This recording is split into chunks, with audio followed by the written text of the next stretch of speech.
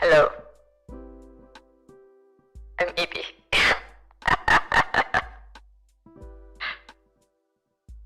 That's my life update. Life update. I'm Ibi. Hello, hello. What do we have here?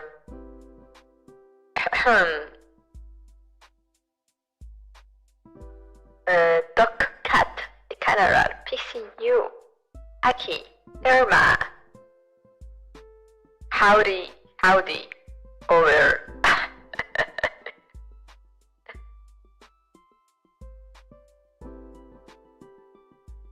How's the water? So yeah, we're going out later with my sister. We're gonna go watch K-pop Demon Hunters to the cinema because they're doing like they're doing this thing that they do with movies sometimes, that they do like the sing along experience at the movies, and we're like, all right, we're gonna be there. We have to be there, so we got tickets. So yeah, I took a shower and I was like, I was looking at the time as I ate my breakfast, and I was like, I should probably shower later, like after stream, before going to pick up my sister. But then I look at the time and I was like, yeah, I still have like almost half an hour. More like 20 minutes, but I can get it done in that time, right? And well, you see what happened. once you get under the water, you're like, shower. And your brain just kind of dies.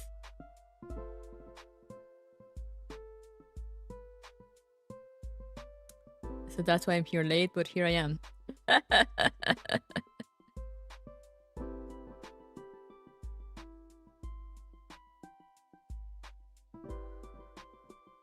Understandable. See, it happens to everyone, you know. Sometimes you just get under the shower water stream thingy, whatever, warm, and you're like, warm water. It's just like, yes, no worries in the world, you know. No worries, no stress, just warm water. It's just a vibe. Showers are the best thing the modern society could have invented, real.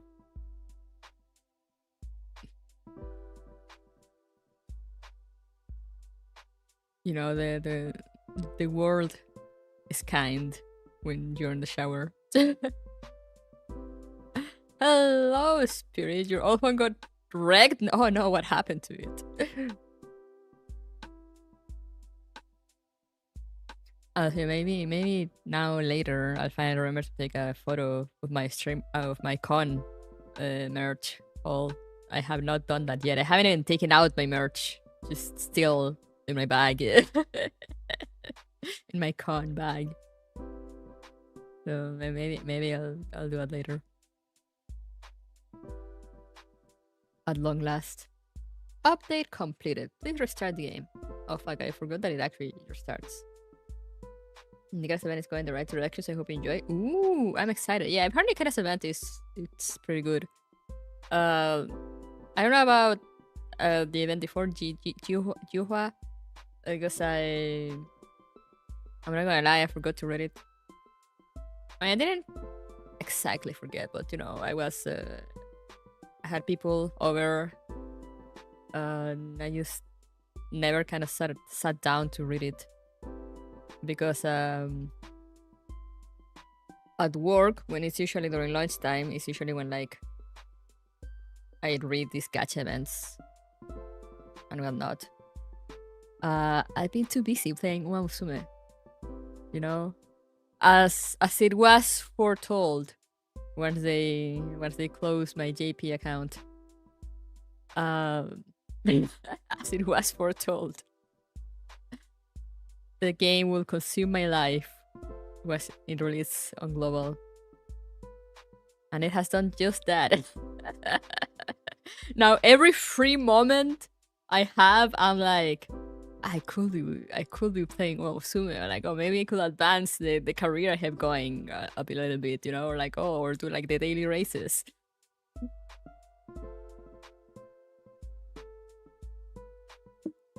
But it's a good life with Oamusume. I can't complain. Tyrus Cup second round is kicking my ass, but I can't complain. That's the terrifying power of puns. Yeah. Trip and fail. Cause it's a show black screen of Unalive. Oh no! You killed the LCD. Oamusume is consuming my life. Good, as it should. And we will be playing Oamusume now if I actually had gotten any sleep yesterday and could have done the event yesterday as it was meant to be on the schedule. And we could be playing Oamusume now, but no. My body decided to fuck me over and tell me that you are not going to sleep tonight. So yesterday I was like, okay, no, I need it. I need to sleep or I will die. Or I will literally die.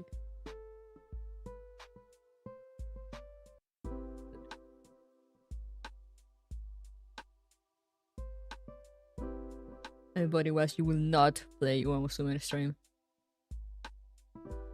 Sleep.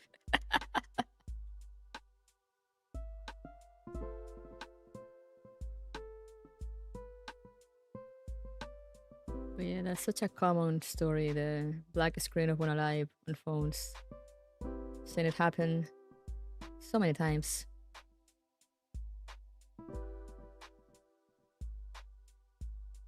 I find it funny how it was consuming the life of other VTubers I check from time to time. I mean, it was meant to happen. You know, when I played the game back in the not so early days of JP,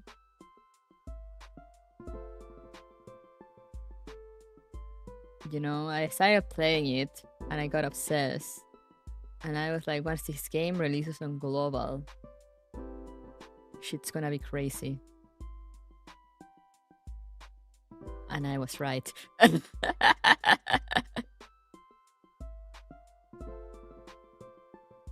played Oamusume a few days ago using Marusensky, got a few wins, a second place, which wasn't bad as it allowed for her to avoid the glue factory.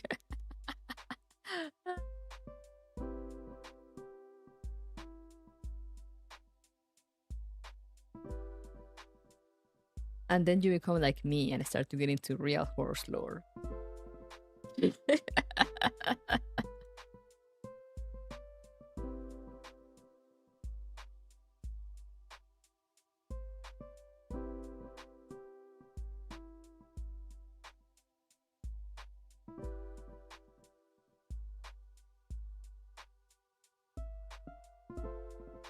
And it's interesting, and then you start seeing, you know, all the crazy amount of detail Cygames goes through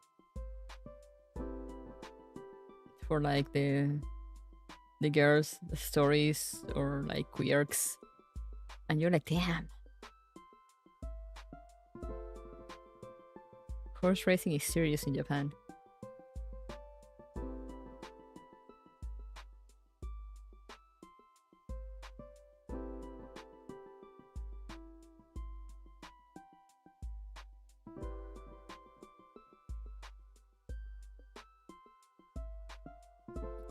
I found out that Marusensky is the Grand Fires to Special Week, which is nuts. Yeah, a lot of the IRL counterparts of the horses are related.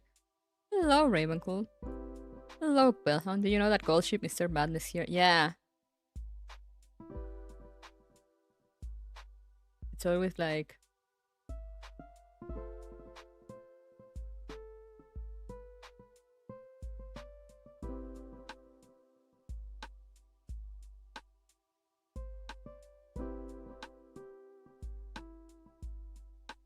Who's this person? I'm going through my friend list, and I have someone called Name that I don't remember. Who are you?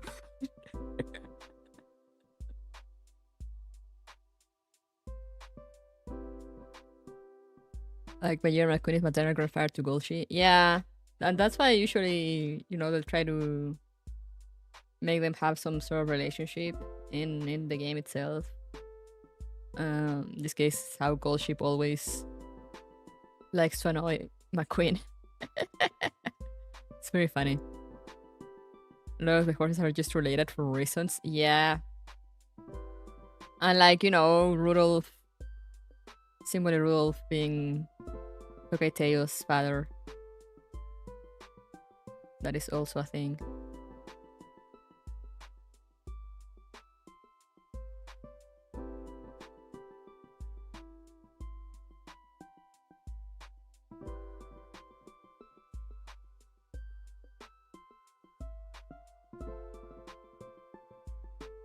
Oh, this is new.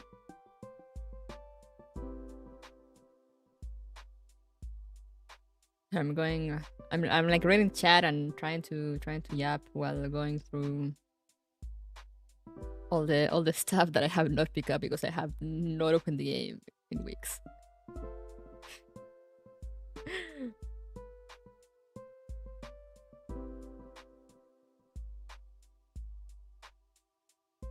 I think that Golgi was just raised in high pressure environment that caused Golgi to act the way he is today. According to everyone, no, he kinda is just like that. They get it from his father, Stay Gold. Like a lot of the Japanese refer to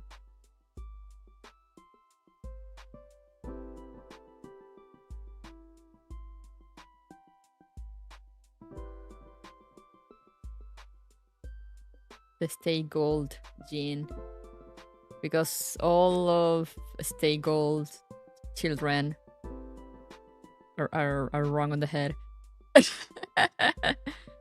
Welcome back stuff? No, just the regular stuff. I did not get any welcome back stuff, now that I mention it. Maybe I did open the game at some point, and I just don't remember. After he retired, yeah, he did come down a little.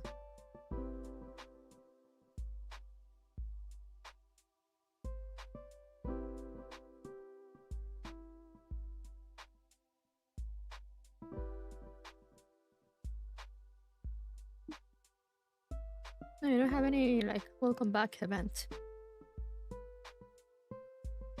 Keyword a little, yeah, a little. Interesting.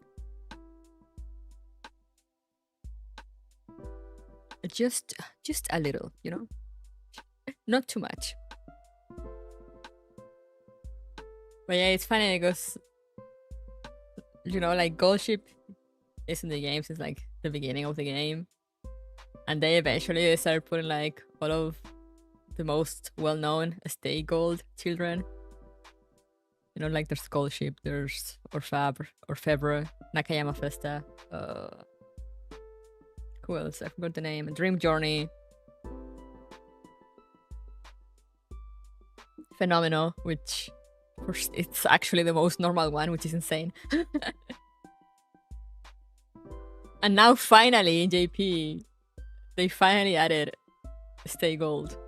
So, that finally returned. That finally came back with the milk.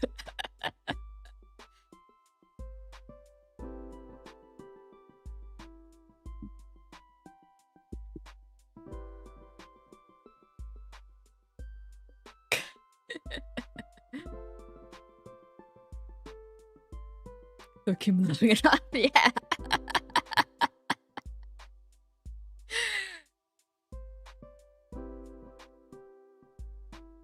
I really like Stay Gold's design, actually.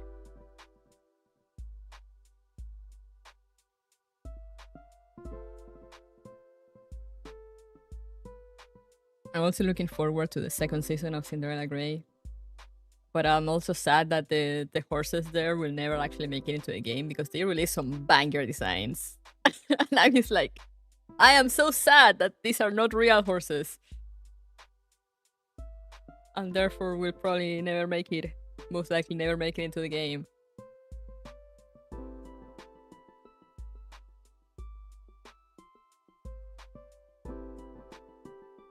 I'm still looking for that carton. No, PCU. You can go buy your own milk now.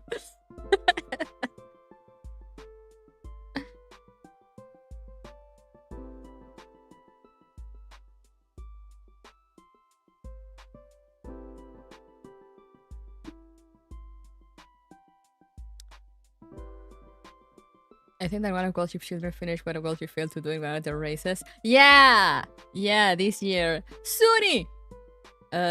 This year. I can't remember the exact name of which race it was. But you know the famous 12 million yen or 12 billion yen incident?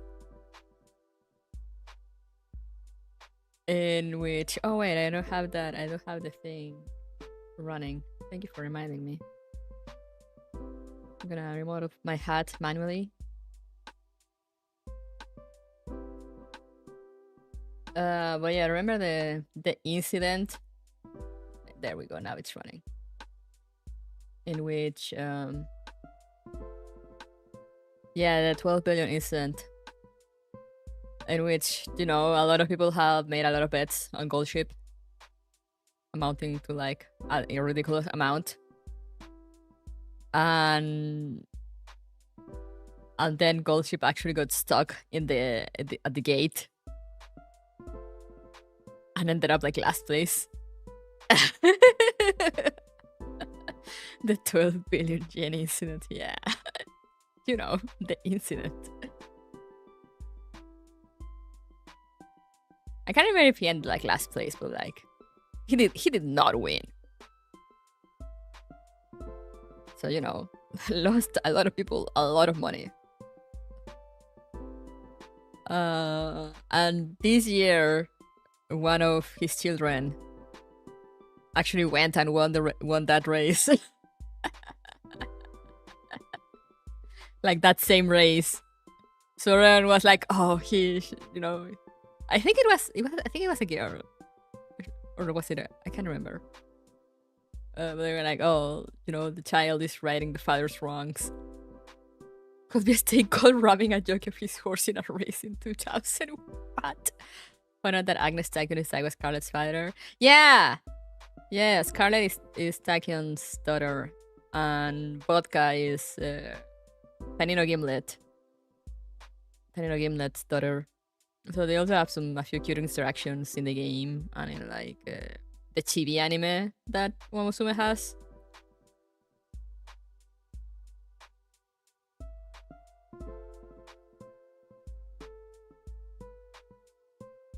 Seigon ram Narita to approach Yoki of his horse in a hit and run and then got disqualified. What? Wait, I didn't know Stay Gold was like a Narita Top Road contemporary. I assume... I mean, I just...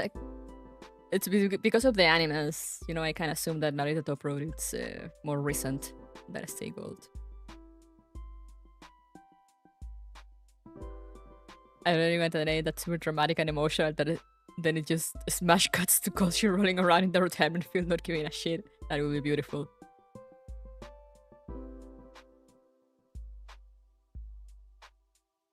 My dad had a skill issue, me no, probably Goldship's child, yeah. There's a bit of said incident, oh my god.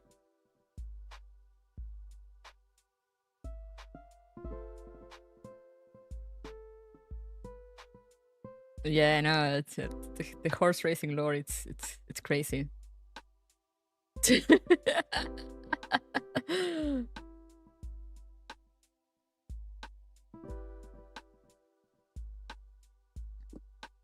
But yeah, I actually really like the Gimlet, Vodka, and Scarlet Tachyon thingy that they have going on in the anime and the game.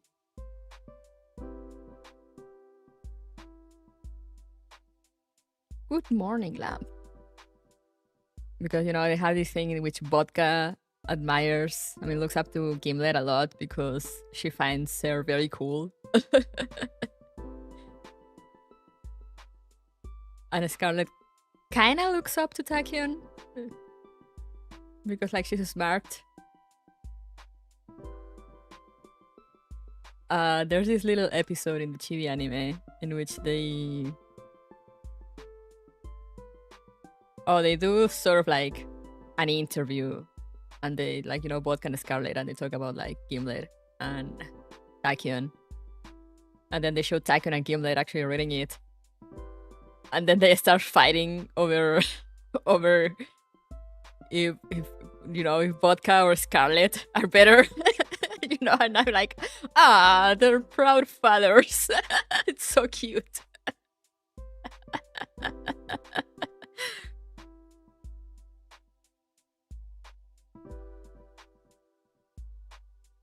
That is cute, yeah. Ten Roof also, but yeah.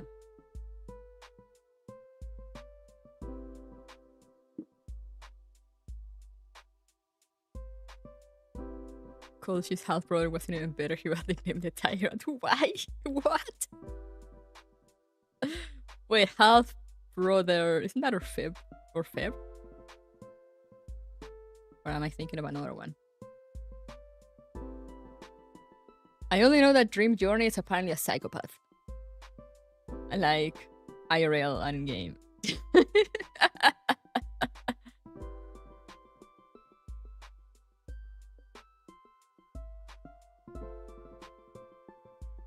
I'm afraid to ask why. I think it's similar things of like, you know,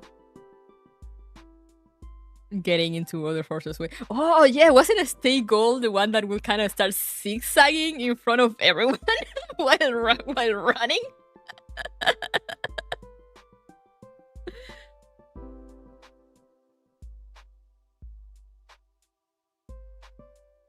You know, just fuck everyone.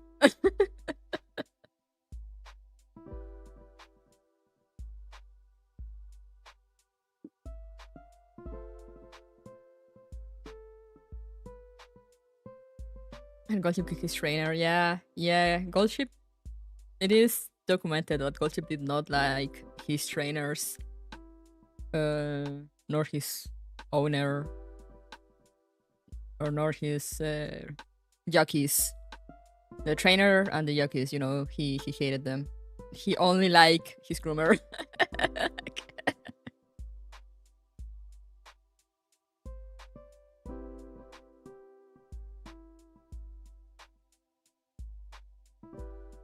Had a stay goal, not zigzagging his retirement race, his only G1 victory. He could have won with a bigger margin than more. It's like, damn, hello, Reggie. Man, I love how crazy the horse lore is.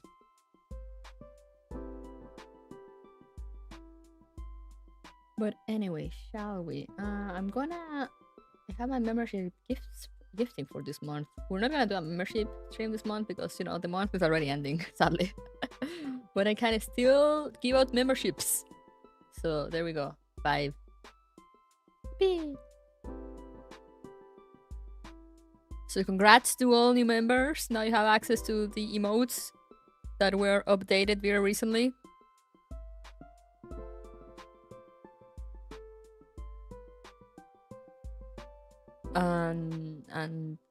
And yeah, maybe if I do my next member stream for next month early on, people from the free membership this month should be able to catch it too, maybe. Did I get it? No, it went to Pavel Castillo, Suni, Bao, Irma,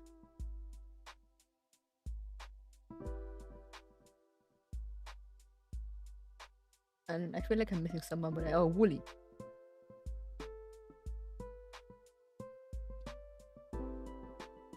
I have not played Day on the Cry. It's something that I kind of want to play at some point, maybe.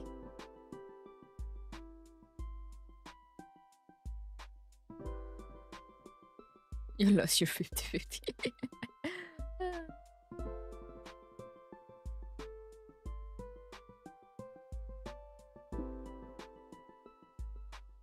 His other cousin, Gentle Donna, scared Gulch and traumatized him. That's so funny to me also that Gentil Donna is apparently like because Gentil Donna is a mayor, right? Yeah. You know how Goldship in his retirement has like apparently is very charming with the ladies. Like ladies love him. But they try to get them to mate with get him to mate with Gentil Donna, and apparently did not go well. And the idea of that to me is so funny. That for some reason Goldship is just scared of Gentil Donna.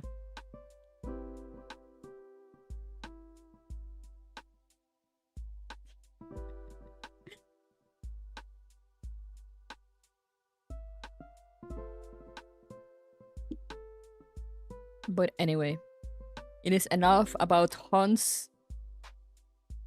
Before I keep going, let's just jump into the game, shall we?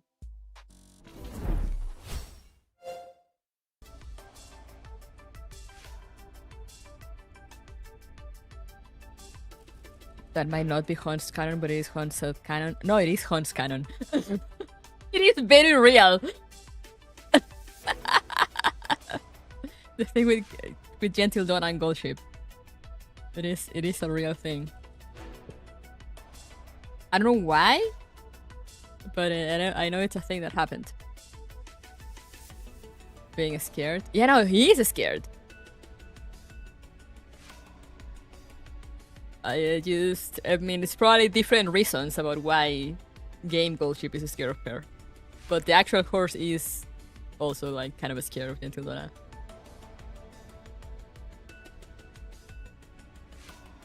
But yeah, time for Cop Lady. I really like the art. Yeah, I really like her face. Let's listen to this banger.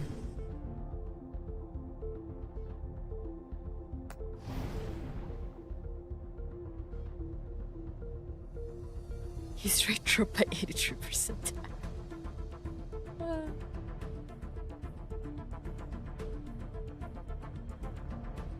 As you can see, I've done nothing. I've been very bad about keeping up with gachas ever since Wamusume came out. But yeah, let's see. I heard it's actually pretty cool, and like the event is pretty nice. So let's see. Let's see what is up.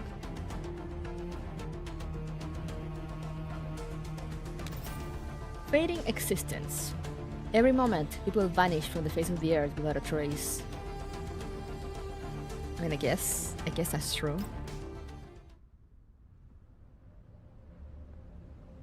Without roots buried deep in the earth, even leaves nurtured by sunlight, sweet dew, and gentle breeze can never flourish. To bear light in one's hands, one must endure solitude, fear no darkness, and shatter hard rock to root deeper. The warm orange afterglow of the setting sun cast an illusion of warmth over the wasteland.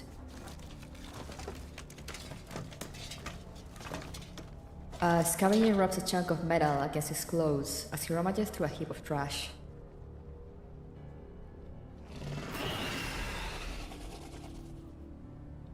Are you pulling for her? Nah.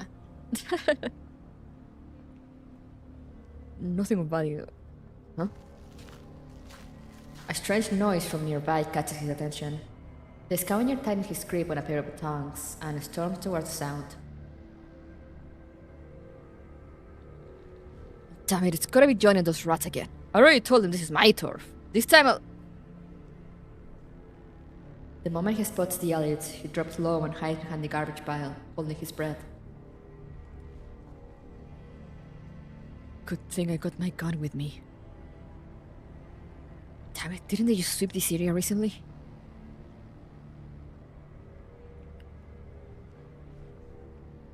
He peers carefully through gaps in the trash heap to observe. The elites haven't noticed him. Their gazes remain locked in the same direction as they snarl hungrily. Is that a person? A stranger not from around here? The person being cornered is holding a gun in one hand and gripping a black trash bag in the other. In the next moment, the person swings the trash bag at the Elliots, drawing their attention immediately. One leaps up and catches the bag between its teeth midair. This must be Ellie. The Elliot steer into it, shredding plastic and pale flesh-like chunks that still vaguely resemble human body parts. Oh. That's human food intestines. Bright red liquid and meat chunks drip from the Elliot's fangs. The scavenger trembles, nausea rising in his throat, but he forces it down. Oh, gotta run. Now's my chance. Yes, run for it. Oh, he's so dead. Terrified, the scavenger flees without looking back. Oh, we're starting to hear with Nikketa. Okay, you're right. I have no idea how she sounds. Handshake. The mechanical dog places its paw on Nikketa's palm as the children cheer with delight. Nikketa glances at the children. There's more. Kulik or Kulish? Fetch Lily's gift. Shouts firm, police officer.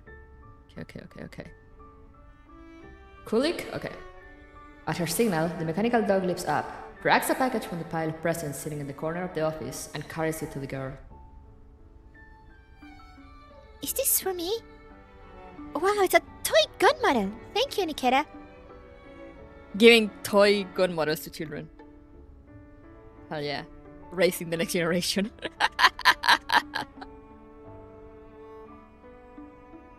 Kulik is amazing. Oh, he barks! I want the present too. Training them for the next PLS school seat. No. Get in line. Everyone gets one. Here a gun, go to a crime child.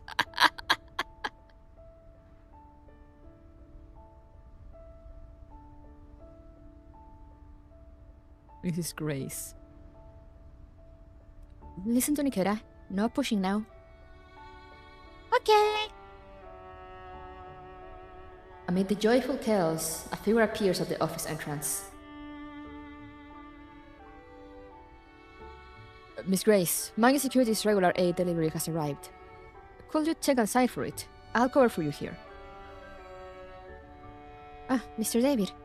Maggie Security is always so punctual with their support. Thank you so much. The young teacher blushes, clearly quite fond of the friendly young man. Ayo? Miss Nikketa is handing out gifts to the kids. Please help keep things under control. I'll be back shortly. You look sort of scary.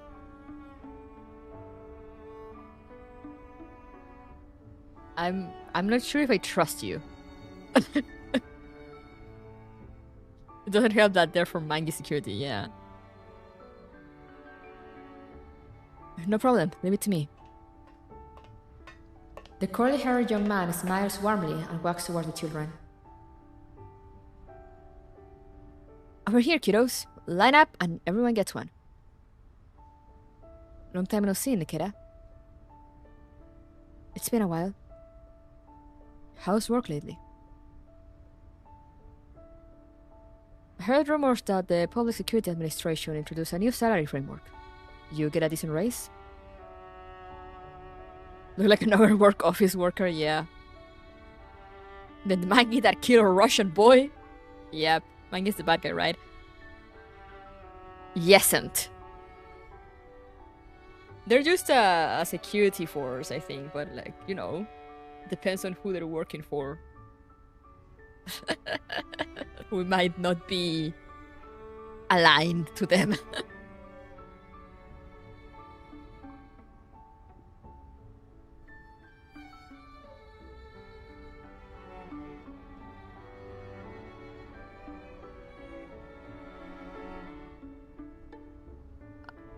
And like, yeah, the guys that were working with Blue Sphere were Maggie. So you know, there's a thing going on there of like, what's up with these guys? Security with tank, Well, you know, Paradeus is somehow involved, but you don't have any proof yet. Yeah, literally.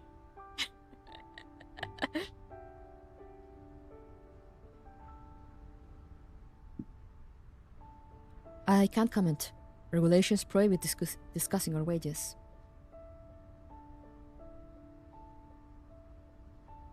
Oh, come on now. Rules are just rules. What's the big deal anyway? But judging from the gifts you bought, you don't seem much better off than before. Wow. She tells you that she can't discuss that, and you insist on talking about money. Get a hint, my man. Sorry. There I go, poking my nose into other people's business again. I'll stop. David scratches his nose awkwardly. Still, it's a shame someone as capable as you is stuck doing frontline grunt work at the PSA. If you decide to join Mangi, you will have way more room to grow. And better promotion opportunities and pay, too. You're poaching? With a raise, you could get even nicer gifts for the kids. That is emotional manipulation. I will report you to human resources.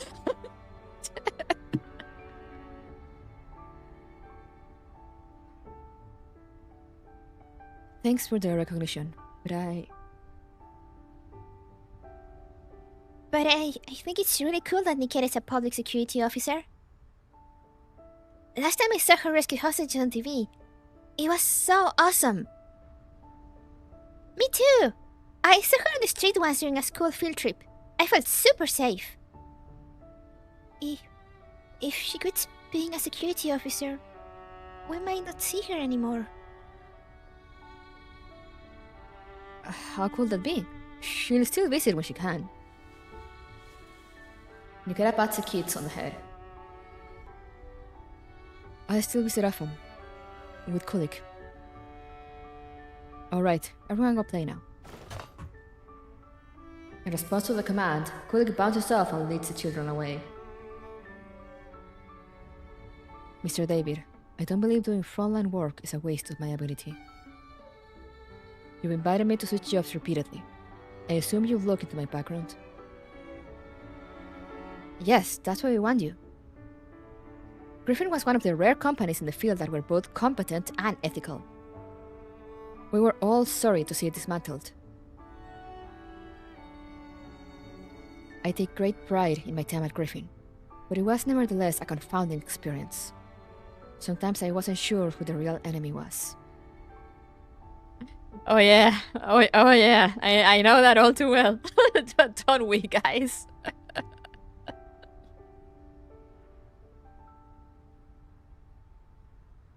But here at the PSA, things are much clearer. I protect civilians. My enemies are those who threaten them. Get in line, Nikketa.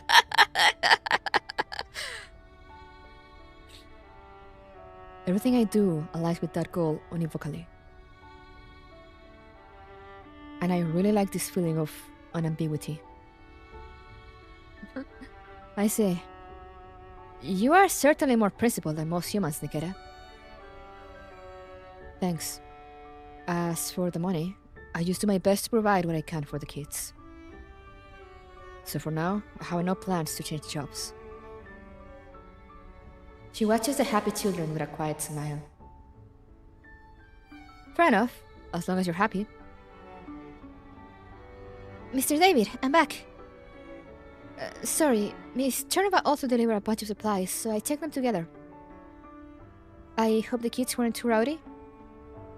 Not at all, everything's fine. Miss Chernova came by?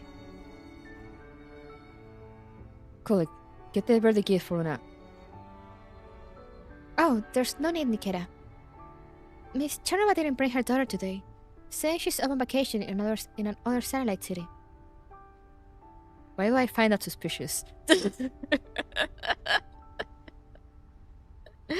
Only girls Frontline call such a harmless phrase like this raise suspicion in me.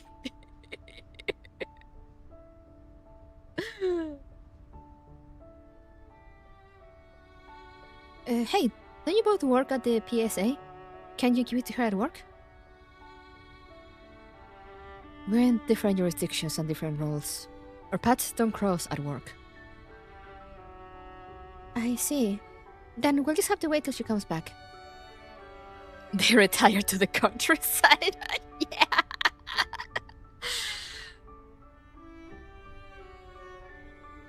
A vacation. How nice. Maybe we should take our kids on a trip too. Got any recommendations, Mr. David? That's a tough one. I'm not good at picking holiday destinations.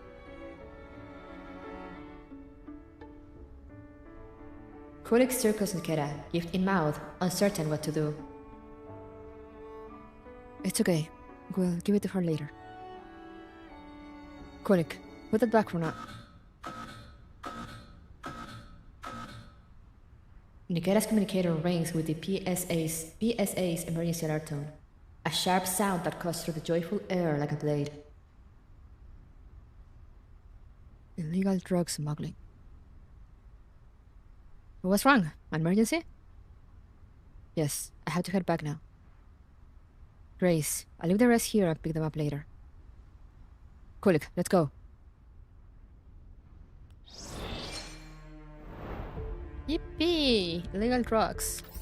We'd love to see it. Shadow Forest. They stand there, awaiting to become one with you. What? No, please don't. I do not agree to this.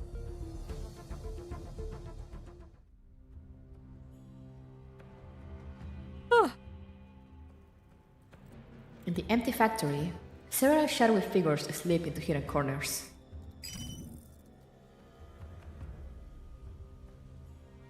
This is Nikketa calling Captain Jarbert. I've arrived at coordinate point A to the west of the factory, awaiting orders. Nikke mentioned. Point A. One of factory exits. Must hold. Prevent escape. Her captain's voice is scrambled with static, barely audible. Copy that. She signals her team. Officers spring into action instantly and scatter into position. While monitoring her assigned area, Nikketa tunes her receiver to maximum gain and listens for tactical audio cues.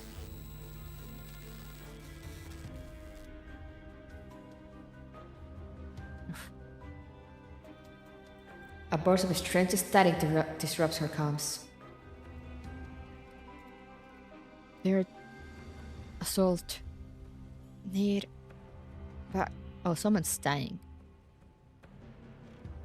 This is a second patrol detachment. Nikketa, ID code 040901D. Please respond if you copy. This is 3rd Assault Squad. Ambush in warehouse area. Requesting black. Screaming. Oh, they're dead. Gunshots and screams are drowned out by the noise of metal crushing. After trying the communicator for a few more times, Nikketa quickly switches to the internal channel. This is Nikketa calling Captain Jarbert. I receive a distress signal from the 3rd Assault Squad. They will respond.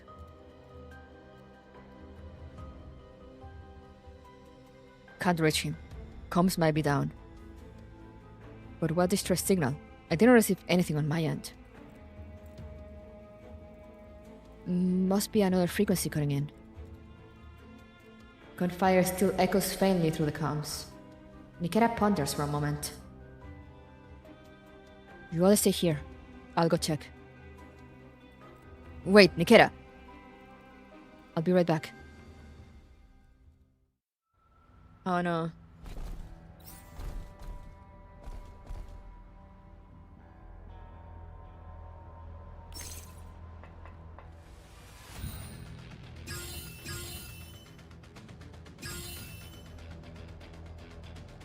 了解。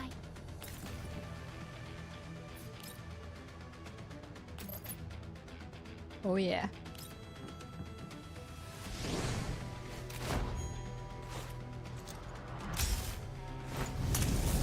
I love her ultimate so much.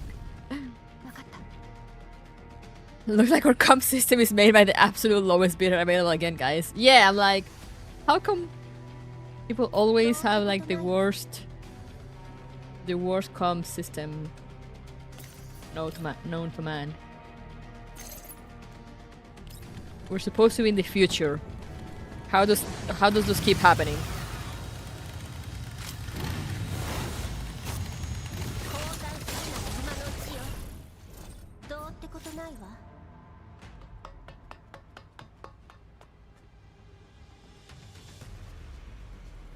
Nikketa clears the hostiles along the way as you get into the factory warehouse. Thick white smoke fills the room, obscuring her vision. The gas isn't poisonous. It's potassium nitrate. Maybe gunfire has triggered the fire suppression system? She activates the microthermal imaging module in her optics. There. Someone is lying on the floor just ahead. She rushes forward with her weapon raised. That's a PSA uniform.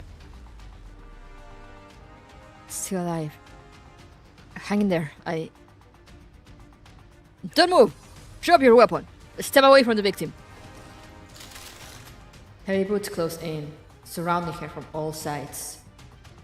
She sees PSA insignias through the thick smoke. I'm Nikketa, 2nd Patrol Detachment, ID 040901D. I repeat, drop the weapon and step back. No, why are they using this sprite?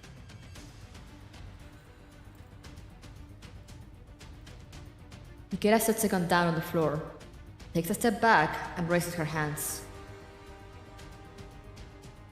040901D.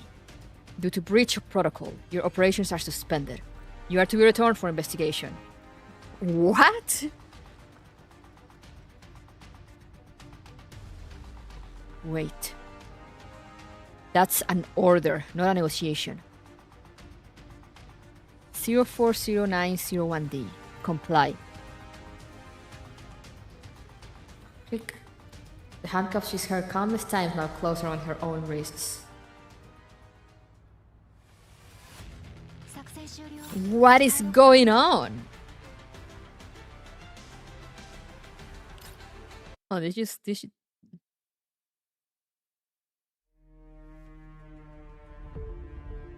event just goes straight into things. I love it. You love to see it.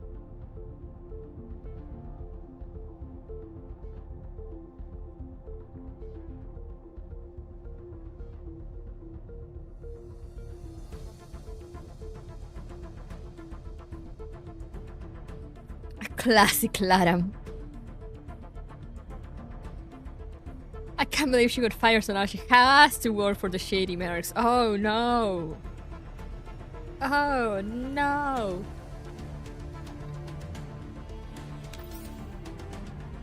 Cryptic invitation. Take up this offer. Be part of the darkness. Damn, okay.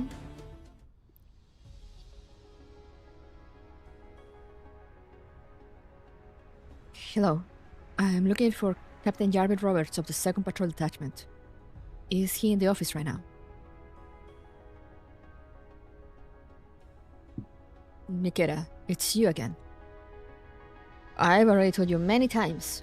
According to the directive, you're not even supposed to be inside the Public Security Administration building, let alone requesting to see your former superior.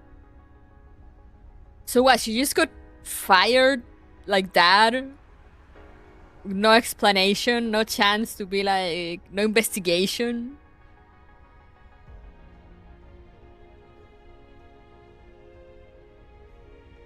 I just want to offer a detailed explanation regarding the accusation stated in the dismissal notice and clarify what actually happened during the incident.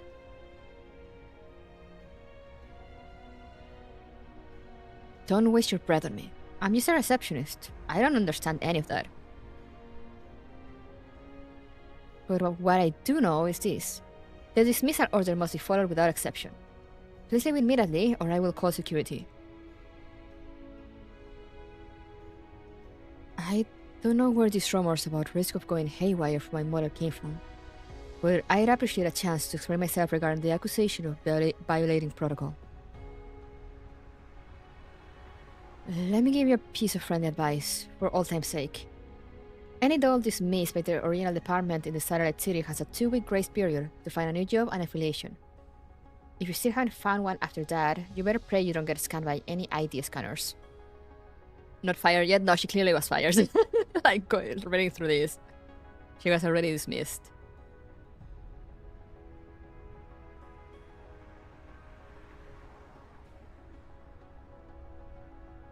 Now, please leave. Don't make this harder than it has to be. Realizing that any appeal would be futile, Nikketa no longer bothers to argue. Before leaving, she takes a long, hard look at the emblem of the Public Security Administration on the wall. The emblem that once gave her strength and conviction now looks especially cold and ruthless. Right, if I were to file a cross-jurisdiction appeal...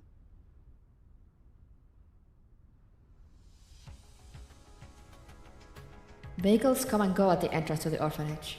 Nikketa stands quietly by the gate. One of the security guards sees her and leaves out of the window.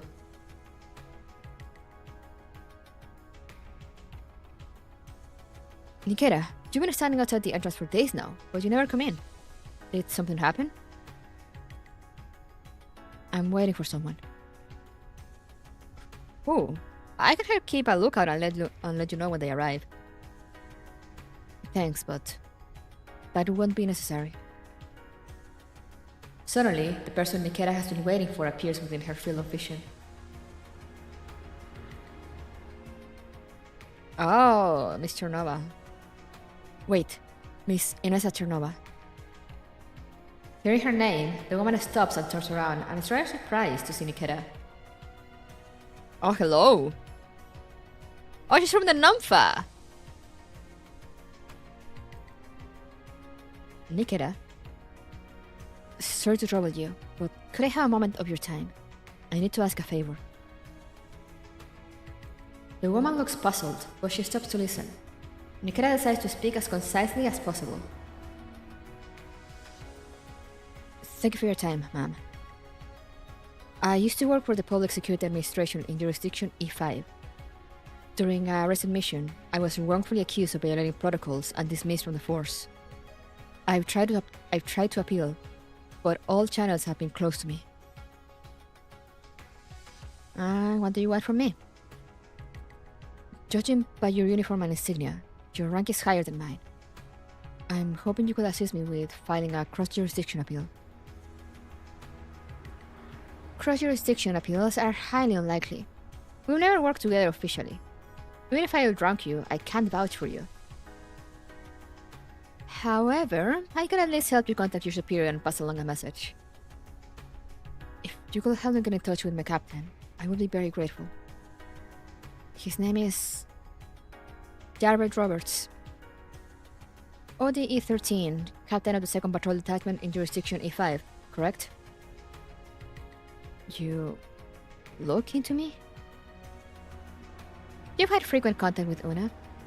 For her safety, it's only natural that I check with your background. It's a reasonable explanation. Nikketa, imprint model VSK-94. Suspected of violating protocol in Operation Codename 342, causing injuries to a fellow officer. Further mechanical inspection revealed irreparable performance effects. Result, dismissal. That's what you're trying to appeal, right? How do you know all that? Because I was the one who orchestrated everything. What? What?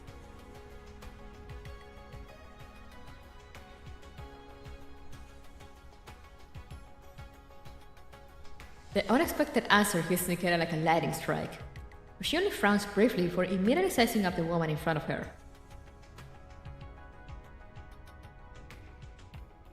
Even through the sunglasses, Nikketa can sense that the woman's previously warm, smiling eyes have turned unreadable, as if there's some creature lurking just beneath the surface. Don't tell me that. Don't say those things.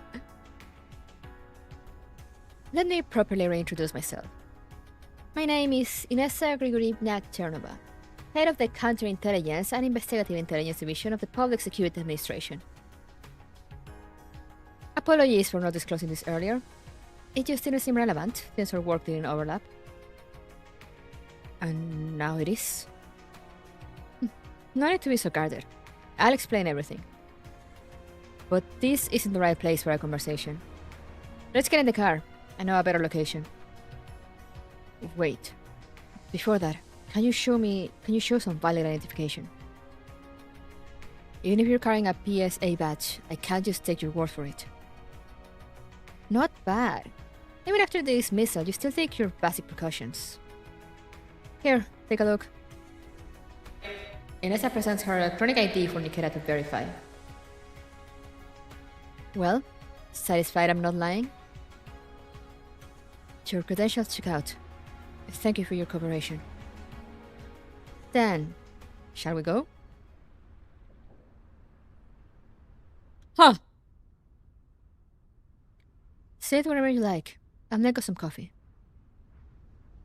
After taking in her surroundings, Nikketa sits down on the sofa in the cabin. The cabin is well-fitting and soundproof. Not a sound can be heard from outside. The distress call you heard during that mission was actually a pre-recorded audio clip prepared by my tech team. We disguised it as coming from the squad primary frequency and inserted it into your comms receiver through interference. So, the entire rescue was just a stage performance that you orchestrated to get me dismissed? Your composure surprises me. I thought you'd be more upset after learning you were set up. How my emotional model functions is none of your concern. To me, this is simply filling in the blanks. I already know the method and the outcome. Now I want to learn your motive. But before that, I'd like to know, was a team member really injured? Inessa raises an eyebrow. You care about that? Don't worry, no one was actually hurt. They're all my subordinates, acting under my special orders. You can consider it part of the show. Very well. Then please answer my next question. Why did you orchestrate this whole performance? Sometimes, for more people to enjoy the sunlight, someone has to do things in the dark. Things that can't see the light of day. You used to work for a PMC. You should know how this kind of things work. How this kind of thing works. When I worked for the PMC, the commander whom I served under was always upright. I'm not familiar with the kind of things that can't see the light of day that you're referring to. Is it their assassin? Yeah, like what? Who do you think you are? Like Assassin's Creed?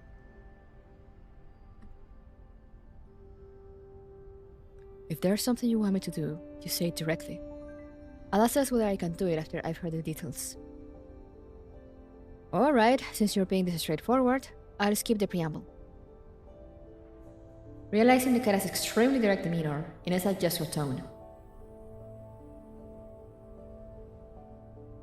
During the recent operation to seize illegal drugs, we captured some suspects. But upon investigation, they turned out to be just low-level runners. The real big players are still hiding in the shadows. On top of that, we received an anonymous report implicating Mangi Security.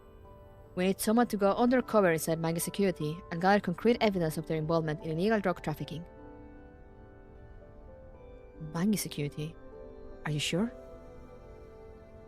Yes, the same Mangi Security that makes donations to orphanages, just like we do.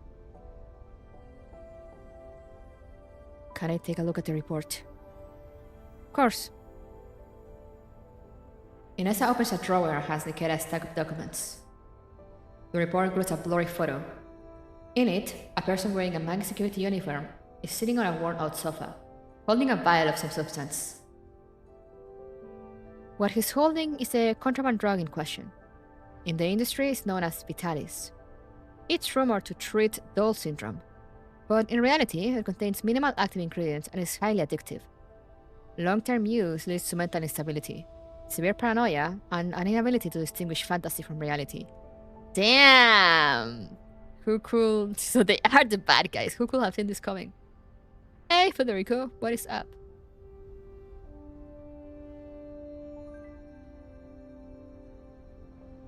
One day, someday, people will stop calling me a cat.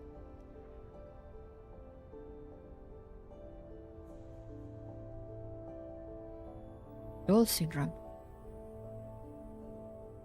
That's a common psychological illness among people who live and work long-term in satellite cities. Patients feel that they fought tooth and nail for the right to live in a satellite city, hoping for a comfortable life, only to discover all their efforts merely serve to make life easier for the privilege in the white zones. That realization makes them feel like they've been downgraded from humans to dolls. They often develop strong hostility toward actual dolls. No offense. So, just like regular life, you mean? You say that will make people confused. People just don't know their foxes.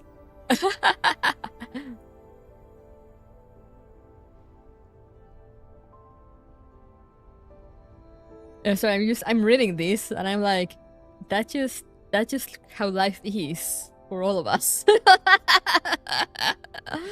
Damn, that's crazy. Who will have thought? What do you mean all my efforts? It's only to make life easier for the already privileged above.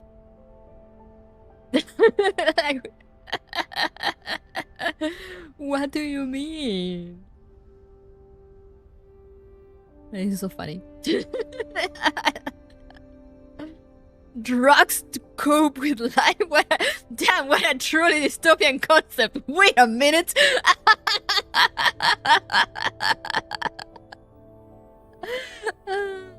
Oh, I love you guys, Frontline.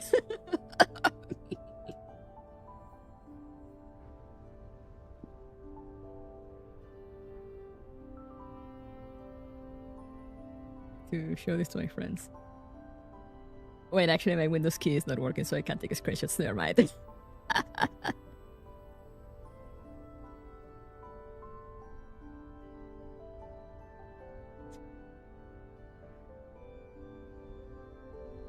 None taken.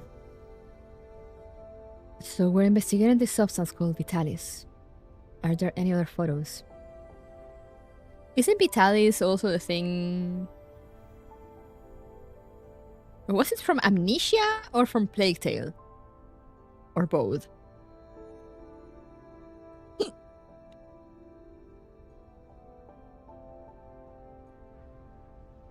No. This photo was likely taken covertly. The sender's IP was randomly generated, probably to avoid retaliation. Ah, fuck. But the hiccups. A single photo like this can serve as evidence linking Mangi's security to Vitalis. We do have a few fragmented clues, but it's not sufficient for making formal accusations. And that's exactly why I need you. Oh yeah, Amnesia had Vitae. Yeah, you're right.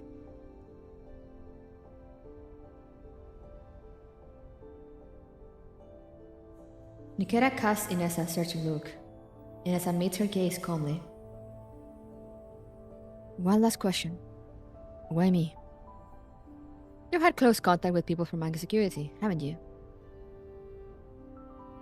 Inessa places another photo on the table and pushes it toward Nikketa. The man in the photo is David. The angle clearly indicates that it was taken without his knowledge. Not exactly close, but he has been actively trying to recruit me. He's been encouraging me to jump ship and join Mangi. Then joining them will be a natural step for you. Would it really be that easy? I was dismissed for protocol violations and performance defects. Will Manga Security really take in someone like that? In reality, your performance defects don't exist. That will become apparent in any baseline diagnostics. As for the protocol violations, well, you know how rigid government organizations are. Private security firms have very different standards and protocols. Believe me, they won't easily pass up this rare opportunity to recruit a high-performance tactical doll like you. Nikketa eyes the document spread out before her, then looks up at Inesa's face again.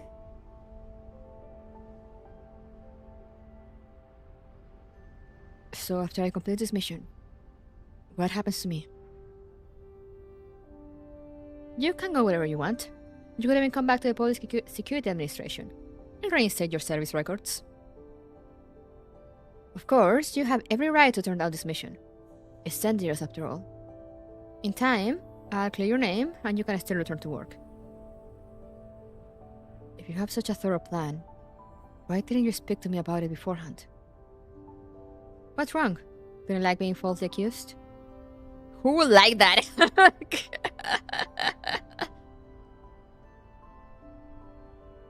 Nikketa froze slightly as she lapses into silence. Her thoughts pulled back to that moment when her colleague pointed a gun at her. She pushes away the unpleasant memory, focusing instead on Inesa's words on the core of the matter. No, it's just that with prior communication, I could have responded better. Everything before this felt senseless. For a moment, I even doubted myself, and the PSA.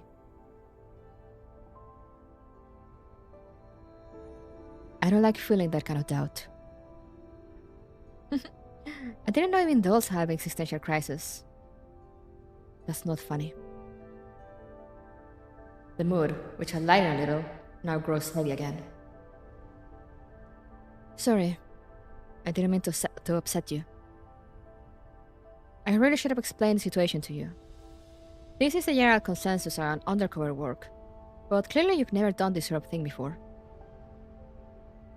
Inesa sits up straight. Let me put it this way. The reason I didn't talk to you beforehand is because I wanted the whole thing to feel natural, as if you really were dismissed for violating protocol.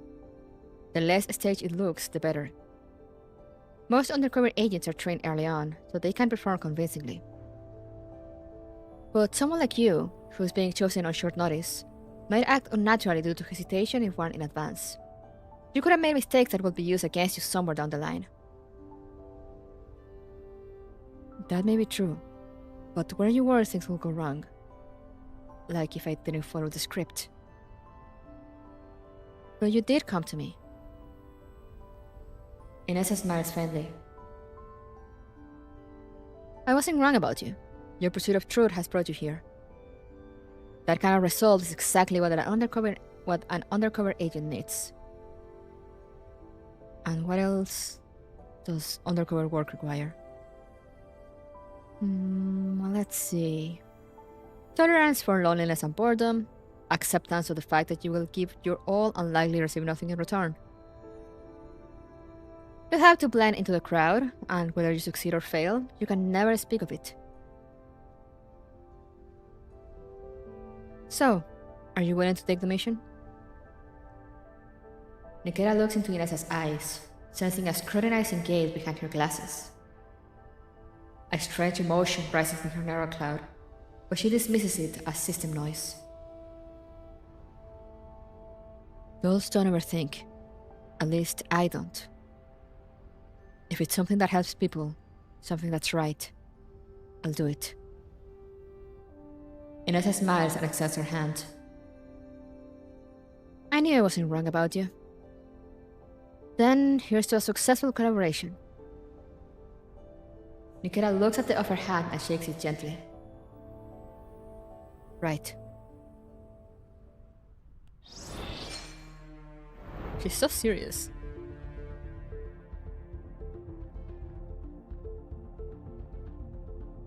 Why am I so EP on Sundays? I hate this. Covert transport. Evil festers in the absence of supervision.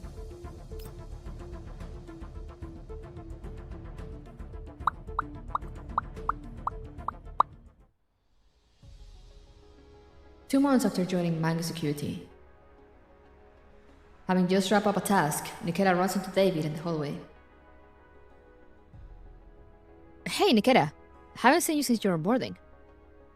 How's it going? Settling in alright? More or less. Whoa, your roto actually passed approval? HR must really like you. So, how's the pay? Must be enough to get the kids at the orphanage something better, huh?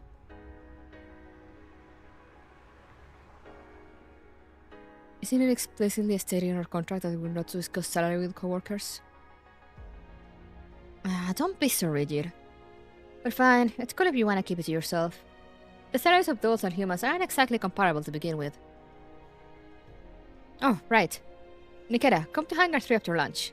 I'll introduce you to the team you'll be doing next week's long-haul transport mission with. Long-haul transport? What? No one told you yet? Hang on, let me check. Nikketa pulls out her terminal, which shows an unread task on her checklist. You've got to check your task list on time. That's something dolls should be even better at than humans, right? Man, I'm telling you, this is one of the company's key transport routes. Usually, only the vets get... David frowns as he notices that Nikketa is still focused on her terminal. Maggie has HR, yeah, shocking.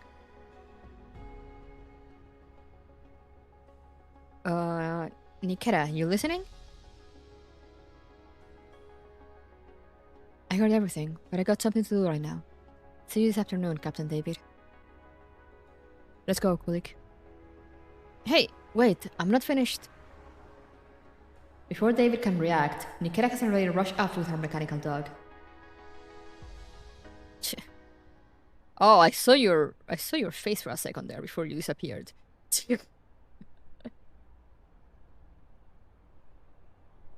David looked like he hasn't slept in a week, yeah. Good thing that he goes straight to the point. Yeah, I'm liking that he just goes straight to it. Yeah, guys, you know, I like a good setup for like events and stuff.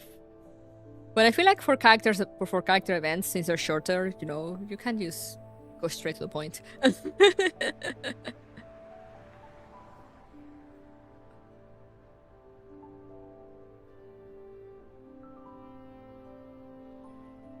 To conclude, nothing suspicious has been found for now. You've just joined Mango Security, and you're carrying out the most basic frontline tasks. It's normal that they won't expose you to core operations yet, especially since you used to work in the PSA. The key is to blend in and become part of their background. Speaking of core operations, I just received a task today. One that's usually assigned only to more senior members. Nikketa hands her work terminal to Inessa. A long-haul transport from ODE E13 to LVI-14. Cargo category, food. Inessa taps the armrest of her seat with a finger.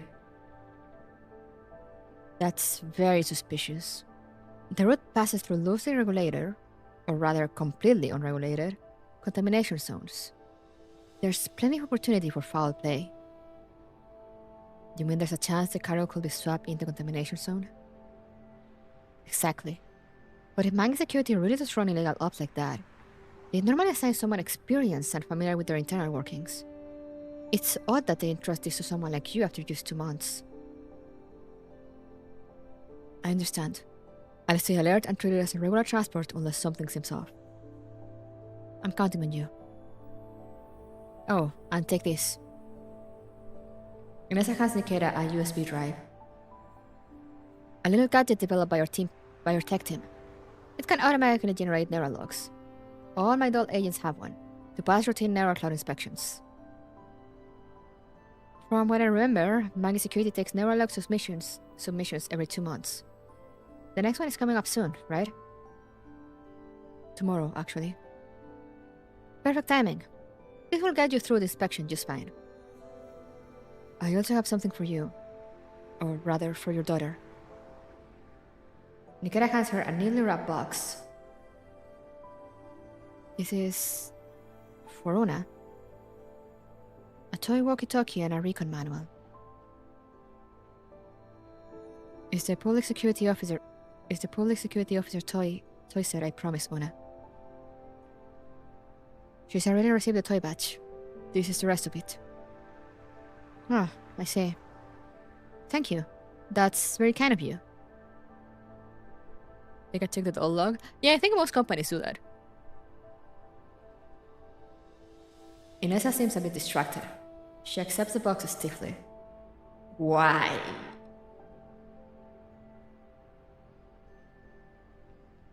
Una said her dream is to become a public security officer. She has a strong sense of justice. I like her a lot, so it's my pleasure. Please give this to her when she returns from her trip. Wait, it's been 2 months? And she hasn't returned yet?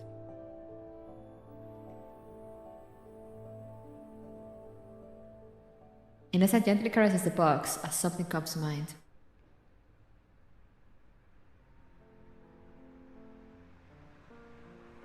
Mama, the day after tomorrow is my birthday. The investigation shows... Huh? What did you say? Una's birthday. It's the day after tomorrow. Ah, right, sweetheart. Happy birthday. What gift do you want? I want the new security officer outfit from Tissyland. Can I have it, Mama? Of course. Well, as Mama finishes his report, we'll go buy it together. Okay? Yay! Thank you, Mama.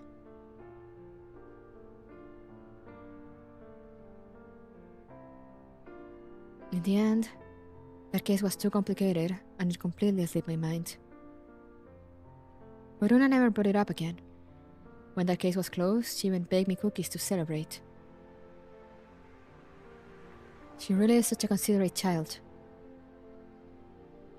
She is. So warm-hearted. She deserves the world. Realizing she's getting emotional, Inessa clears her throat and puts on a polite smile.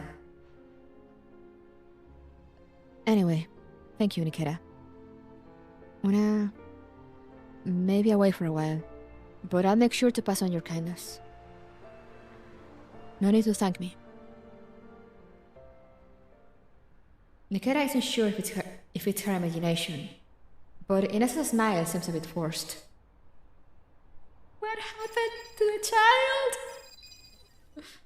What happened to the child?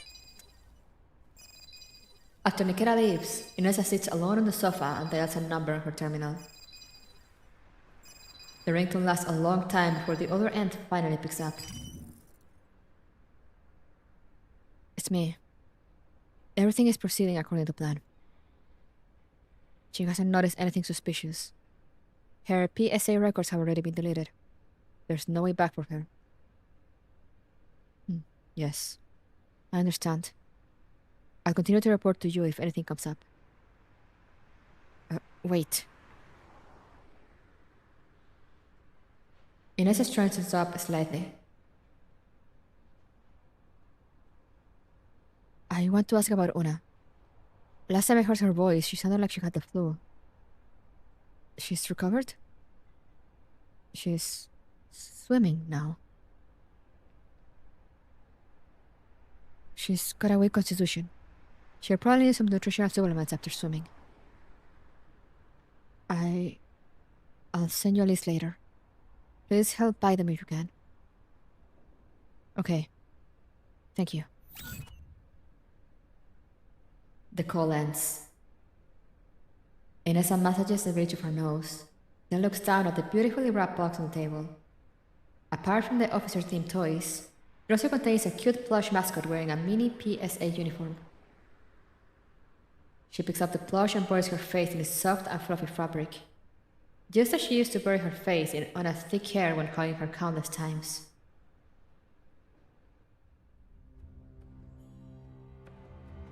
I'm so worried.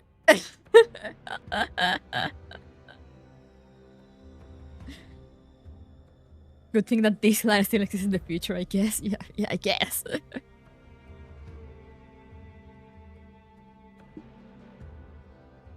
A week later, the night before the transport mission. Even though the cargo swap is more likely to happen in the contamination zone. Avoiding the surveillance she had previously scoped out, Nikketa sneaks into the cargo hold. Just in case, I should inspect the cargo beforehand. Good thing nothing bad ever happened to children in Guest Frontline. Oh wait, never mind.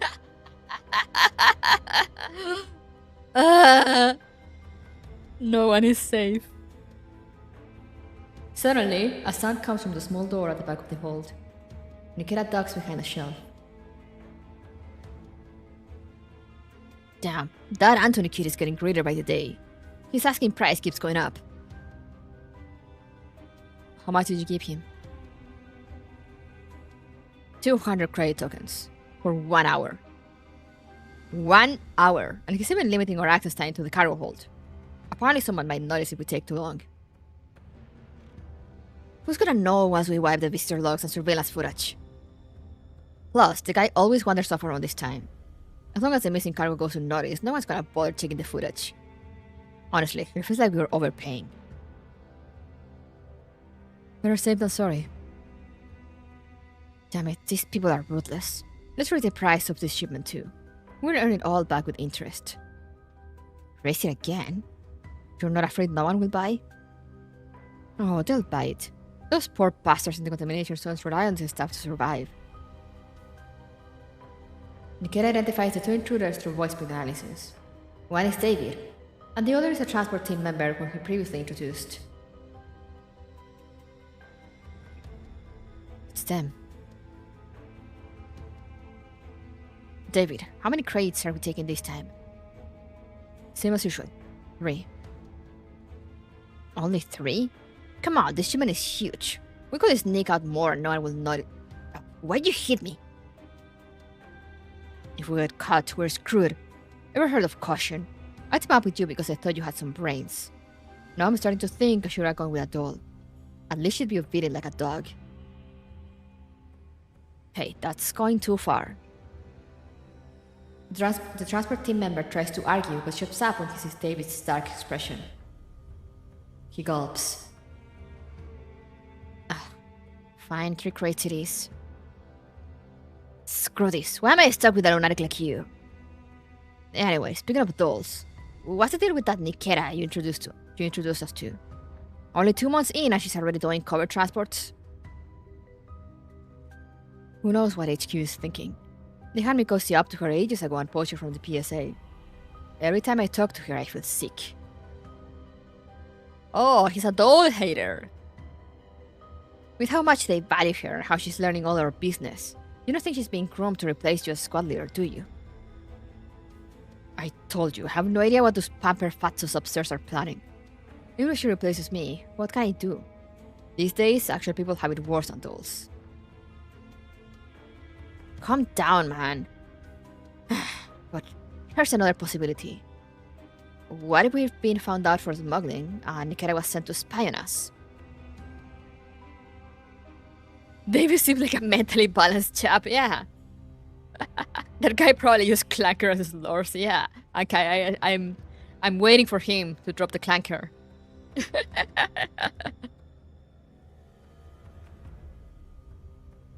Quite unlikely. Aside from Anthony, we haven't left any traces. And Anthony's in this with us. If we go down, so does he. Still, keeping an eye on her wouldn't hurt. If she ever does find out. David's eyes flash dangerously on his grim face. She's just a doll. We'll scrap her and be done with it. Yeah, exactly. Just a damn doll. Come on, let's load the stuff into your vehicle. The 2 men bustle about in the cargo hold for a while, then disappear behind the door with the cargo. Nikketa steps out from the shadows of the shelves. Smuggling cargo. Deliberate collusion. She shifts her gaze to the goods on the shelves. She opens one of the crates. Inside are neatly stacked canned fruits. The packaging suggests blackcurrants. These absolutely can't be regular fruit preserves. Otherwise, they wouldn't be taking such a huge risk. Nikketa reaches toward the crate, but quickly withdraws her hand. It's not the time yet. I need to find a chance to investigate David. Yeah, you said load the stuff into your vehicle.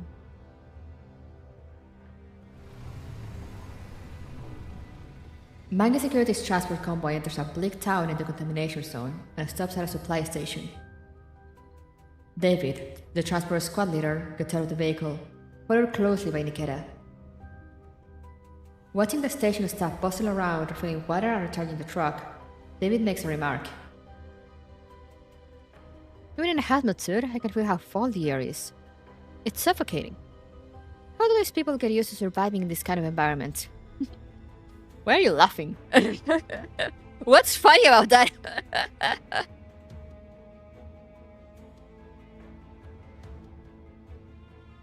Oh, right, I almost forgot. You're a doll. Guess robots don't need to breathe, huh? Though you do mimic the action.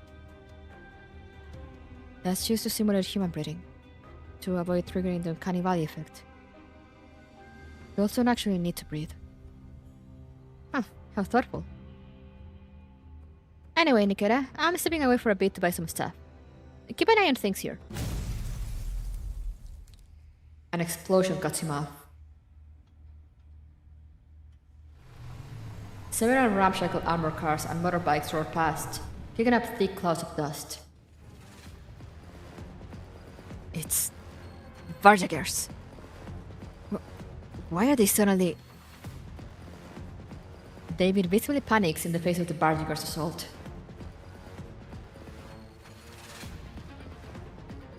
Captain David, order everyone to combat readiness and evacuate the civilians. I'll hold the front line.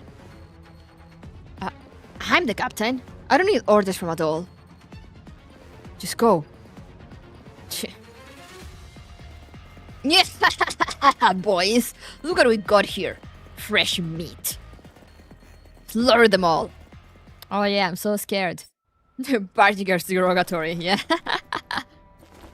As always. Robbery is a serious offense, and I'm here to arrest all of you. Huh? You? I'm played enough to deal with the likes of you.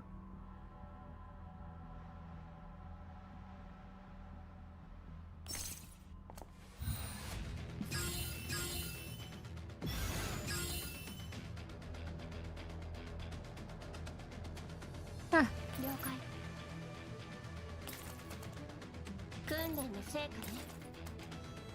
Wait, no.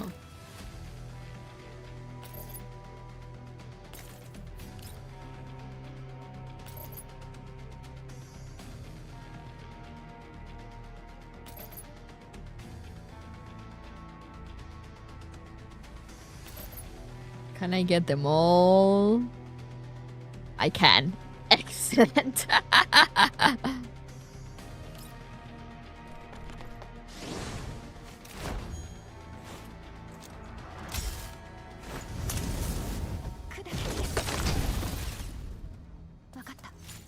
I did all these missions with 4 rifles and only basic attacks. Yeah, you throw Vector to clear the map in one go and call it a day. And I go, Vector! Kill them all! I'm here to read, not to play! Regular Gears Frontline experience. Imagine actually playing the game, couldn't be me.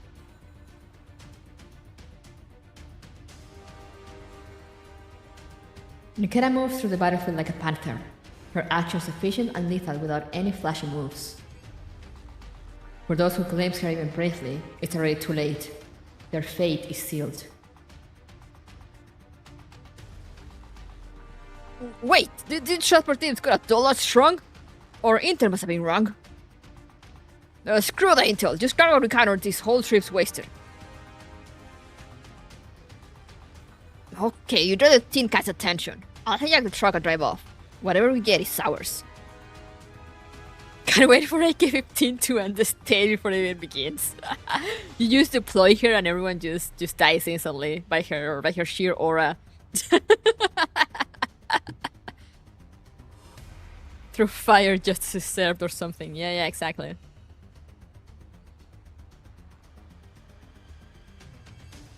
You're sending me into the line of fire while you make off with the loot? You think I'm a damn fool? Or dirty rust bucket like you dares to lay a hand on my bros? You're so dead! As one of them revs a motorbike and charges at Nikketa, the two men stop arguing and exchange a look. He's so dead. Let's go, bro! Split the take! Ha! My thoughts exactly! No loyalty, man! Not far away, Nikketa notices the suddenly moving Maggie security transport vehicle and immediately spots the two sneaky men in the cab.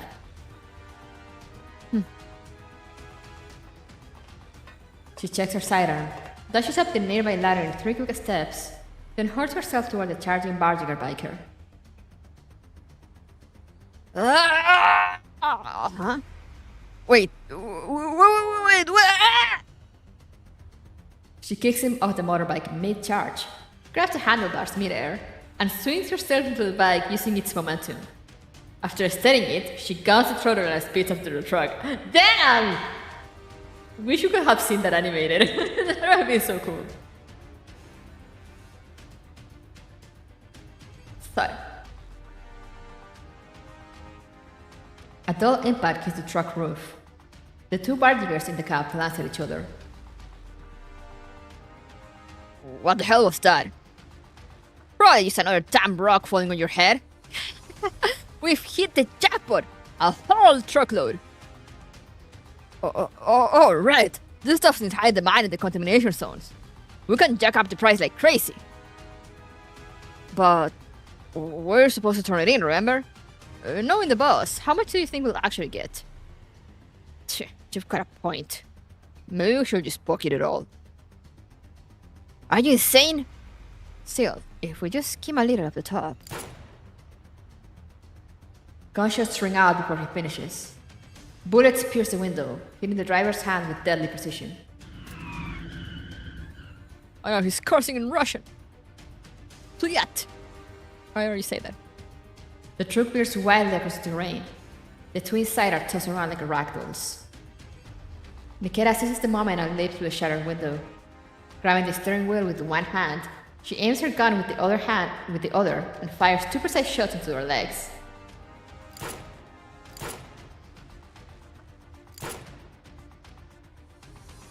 You!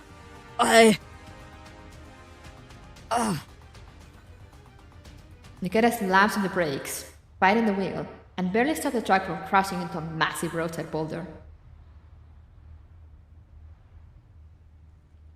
She ties up the two bardigers and sets them aside before inspecting the cargo. Many of the cans were damaged during the commotion. Blackcurrant syrup and fruit are spilled everywhere.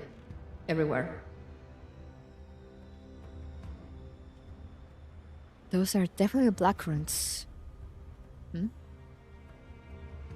one of the cracked cans, Nikketa spots the corner of a small plastic bag. She picks it up.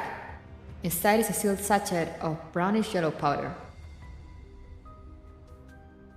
Will this be used to make Vitalis? Oh. Hey. Doll lady. Please spare us. We're gonna bleed out at this rate. Oh no, how sad. You didn't get hit in any major arteries. You live. Now, I need more intel on Vitalis. Please, where do you usually sell them? She shakes the bag in front of them.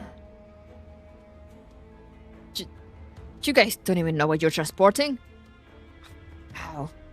We sell them to underground brokers, or small taverns in the contamination zones. They brew it into rings and sell it to poor bastards suffering from radiation sickness. Radiation sickness? You mean Elite? What now? I don't know, please, lady. No, Madame Doll. I can't remember stuff like that. You mean that disease where your body grows rocks and stuff? I think taking too much of this makes people dumb or something. It's not for Doll syndrome then? So this isn't the raw material for Vitalis? What now? Never heard of that. Figures. It's a psychological condition unique to Satellite City residents. Then what is this stuff called? You must know that at least. Look, lady. Madame Doll. You let me, us, go, and I'll tell you all about it. Before he can finish, a cold, black muscle is pressed to his forehead. He looks up at Nikketa, who's staring down at him with an expression as cold as steel. You know very well, there's no room for negotiation between us. Damn, okay, she's cool.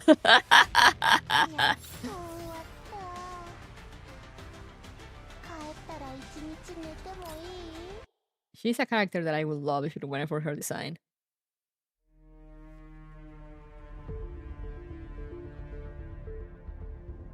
I mean, well, some of her design choices. I really like her face and her head, you know, like the hairdo that she has, you know, the short hair and like the cold eyes. This is making me want to make a Ash Wasted Scan based on Party Girls. Oh, that would be so cool though! You should.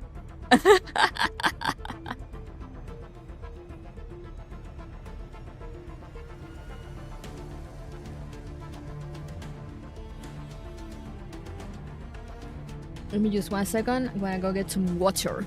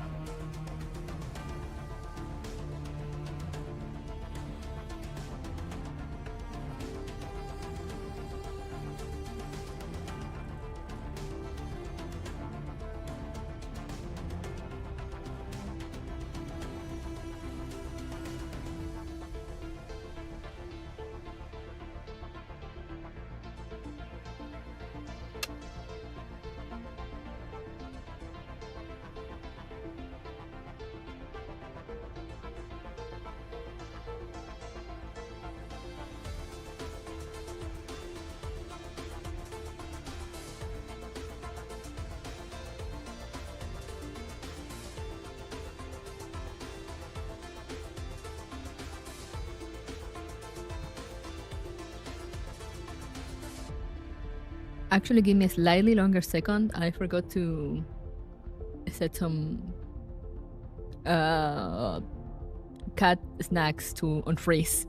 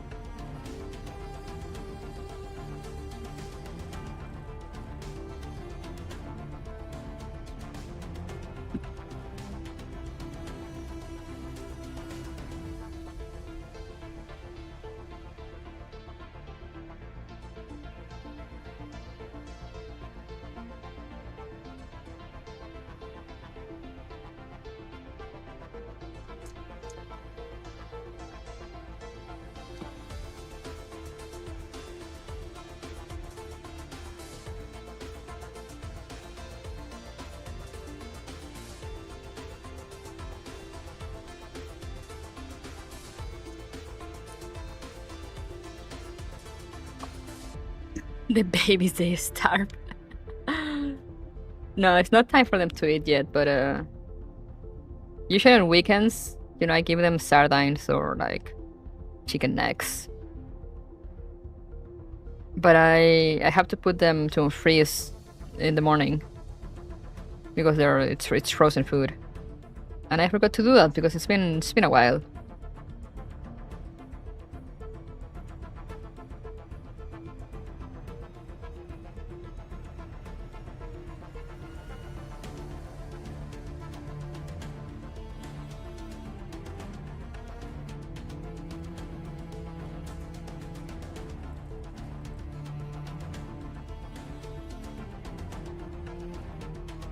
Wait, I'm looking at something.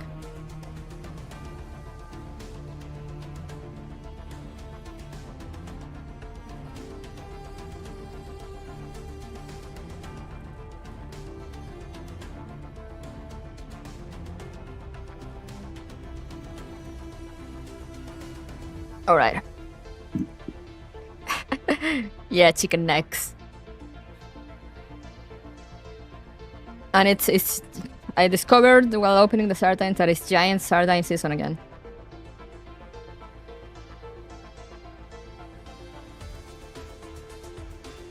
You know how sardines are usually, they're not so big.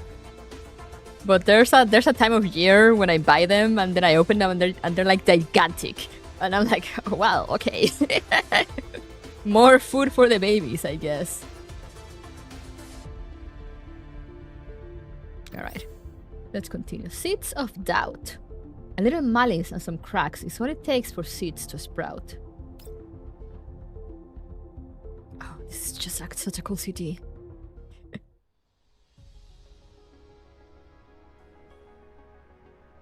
The canned food transported by Mango Security conceals a substance called erdis, a brown powder rumored to contain anti-elite properties. Its ingredients are unknown. It is often mixed into beverages and sold to elite patients. Its actual effectiveness is unverified, but it has not passed regulatory approval. It is, without question, a bad substance.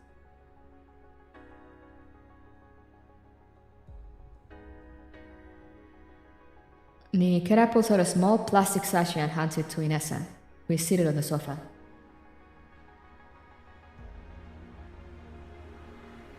I retrieved this on site. I have video evidence to back it up. Inessa opens the sachet, pours the powder onto her palm, and rubs it between her fingers. Are you sure you should be doing that? You weren't discovered while collecting this evidence, were you? I don't think so. I destroyed the truck's dash cam. The only two eyewitnesses were the two bartenders. I tossed them into our ravine. Statistically, there should be no solid evidence against me. Wait, what? I tossed them into a ravine? Wait, give me a second. My cat is digging for stuff.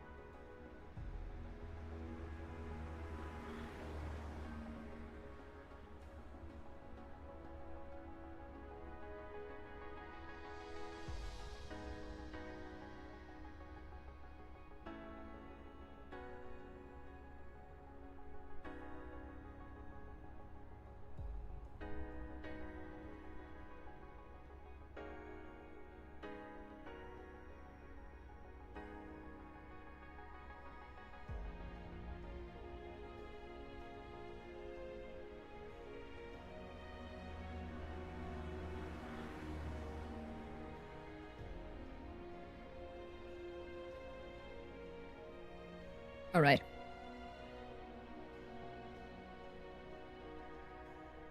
He doesn't chill. Yeah, like it's funny because I was distracted by my cat trying to like almost throwing something off the table. Then I barely registered the fact that she threw them into a bin.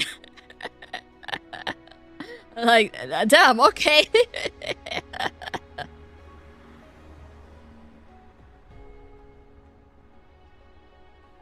Lack of evidence doesn't mean you won't be suspected. No witnesses also means no one to testify for you. Both you and the physical evidence disappear for too long. If there's any discrepancy in the cargo count later, suspicions will naturally fall on you. It doesn't matter if they do. This evidence is enough to indict Mangi security, and by then, I should be reinstated in the PSA. Hold on. Who said you're coming back? The mission isn't finished. Our goal is to uncover evidence of them trafficking Vitalis.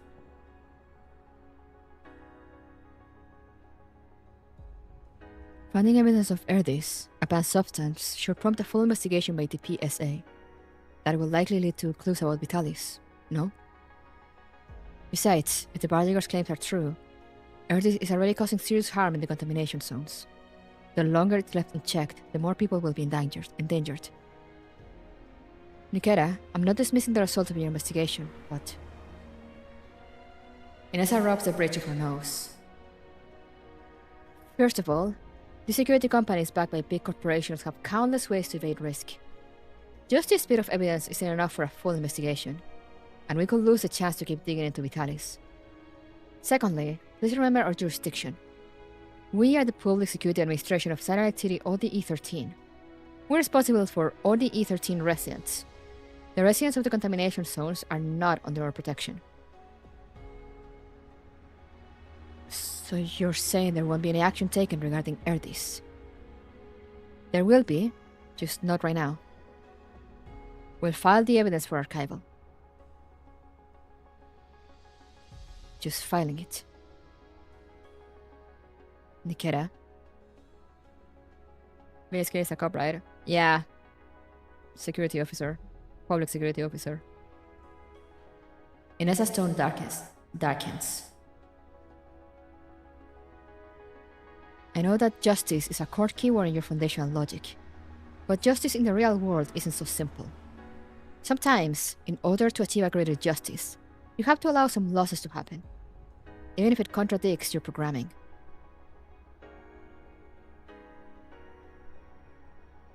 So, in order to protect justice, we must turn a blind eye to illegal activity. That logic makes no sense to me.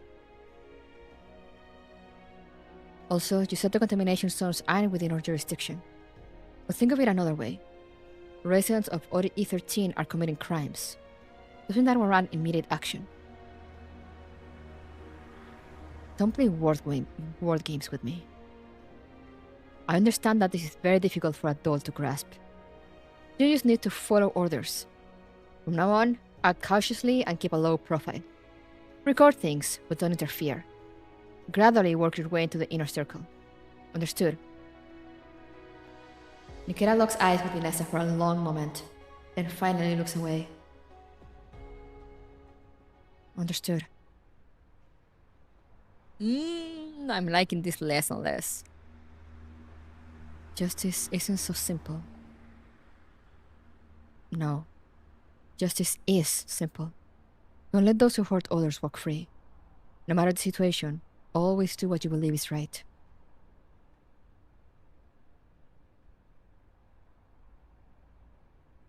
You guys don't even know what you're transporting? We sell them to underground brokers, or small taverns in the contamination zones. They brew it into drinks and sell it to poor bastards suffering from radiation sickness. Radiation sickness? Do you mean Elliot?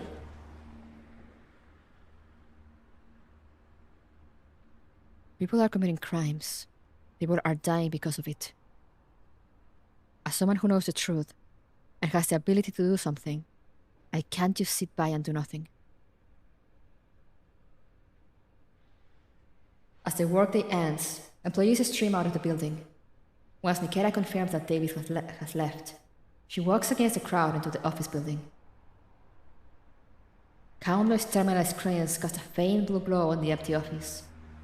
Nikketa moves among them and sits at her own desk, pretending to be working on a report as she discreetly connects to level 2.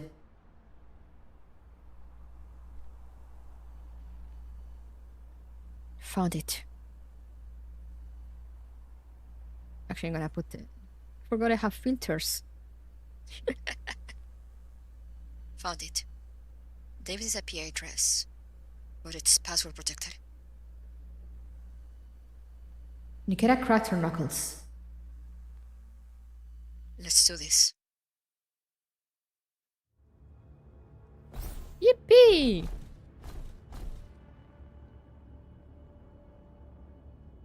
It's time for some hacking.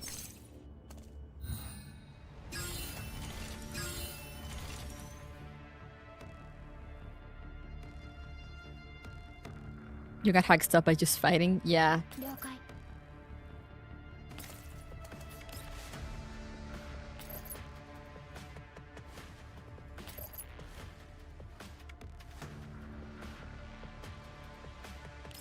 Go Victor, kill them all.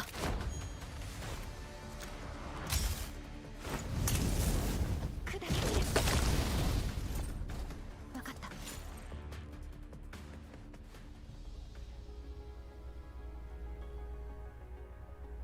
Just some recent transport logs.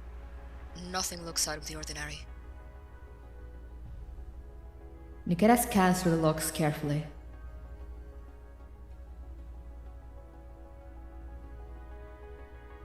Never change Vector. By hacking, we do the porn everything with Vector, yeah. I should make exercises easier by dropping Vector into my lineup. Yeah, you know, just drop Vector in there. And, you know, your life will be easier. Multiple shipments to the Phoebe factory in LVI 14. Why will a pharmaceutical factory need so much? Wine and drinking glasses. Even if it's for employee benefits, the quantity and frequency are excessive. Oh boy, we're getting into pharmaceutical factories now? Oh boy. Oh boy. Lovely. Maybe these, like the canned blackcurrants, are discovered goods to sell banned substances.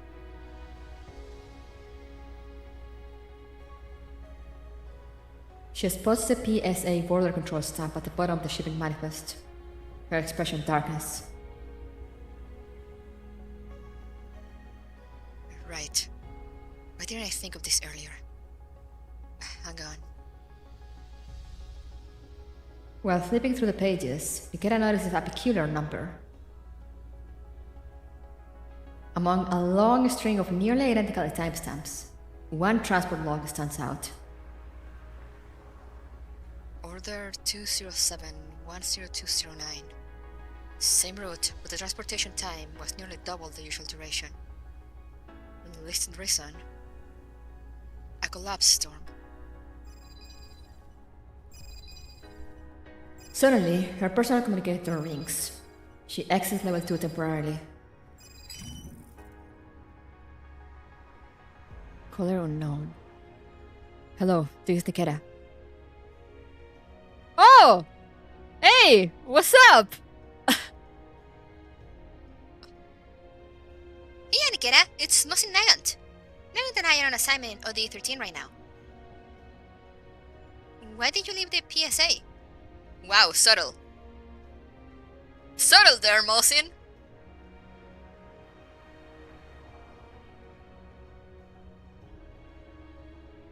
Mosin Nagant?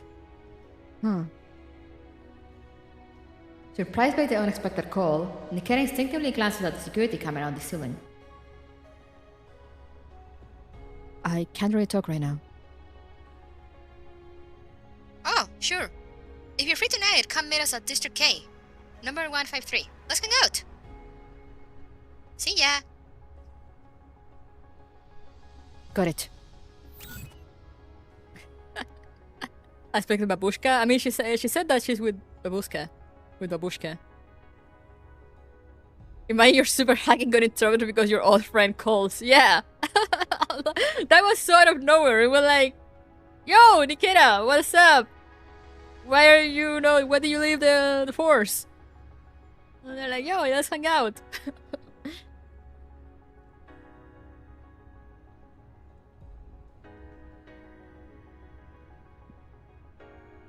I just realized these here look like Amazon packages.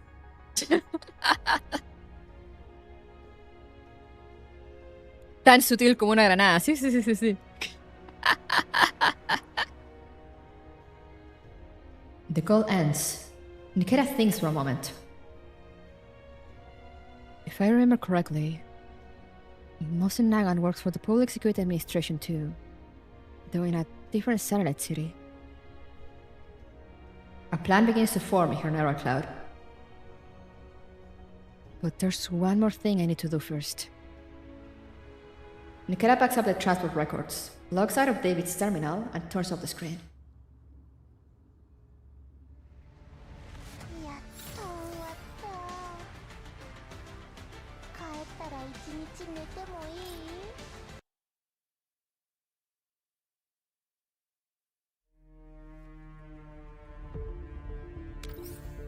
Chasing ghosts. To uncover the truth, no clue shall be overlooked. Surprise stabbing. You love to see it. In the deserted hallway, she stands before the door to the surveillance room.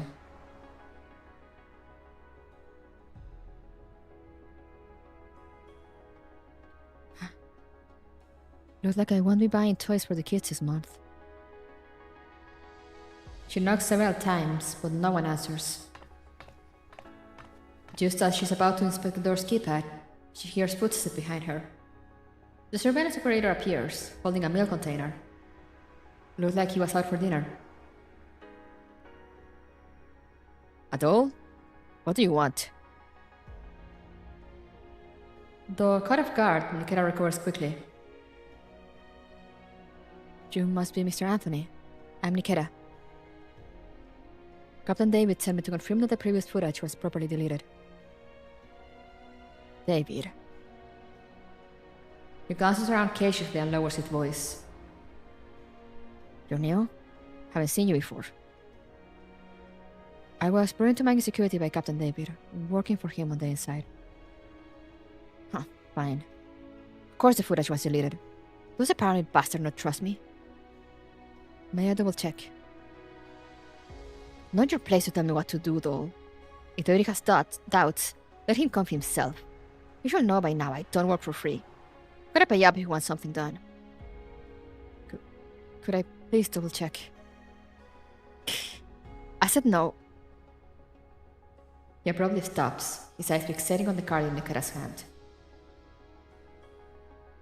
I just found this in the hallway. A withdrawal card worth 250 credit tokens. No idea who dropped it. I'll take that. I'll drop it at Lost and Found. I'll be back in 15 minutes. Yo, she's learning!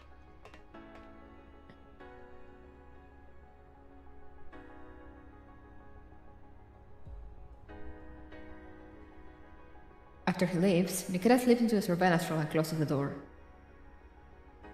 How do they immediately know she's a doll? I assume maybe people that are used to having them around, you know, get faster at kind of recognizing them at first glance.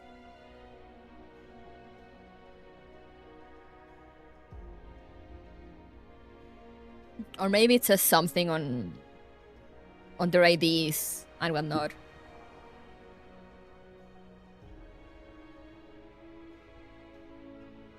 Countless screens emit a faint white glow in the room, like eyes, all watching the intruder in their domain.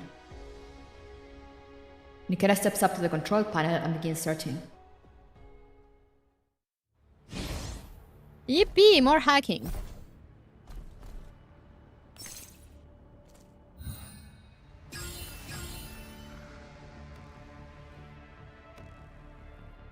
The uncanny valley probably isn't fully beaten. Yeah, like, because I mean we've had situations of like it has happened before and worked with Frontline. I think 2, I don't remember, but we had situations of like, you know, people, they glance at a doll and they think there is a person, but then, you know, they kind of take a closer look and they're like, wait, you're a doll. 了解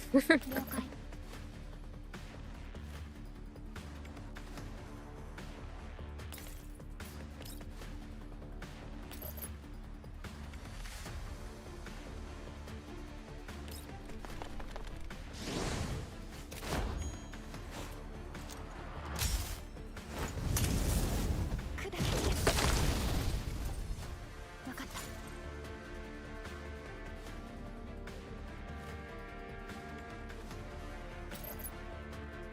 死んだどうってことないわ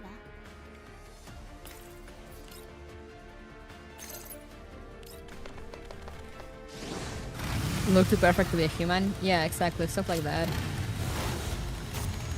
交換するなら今のうちよどうってことないわ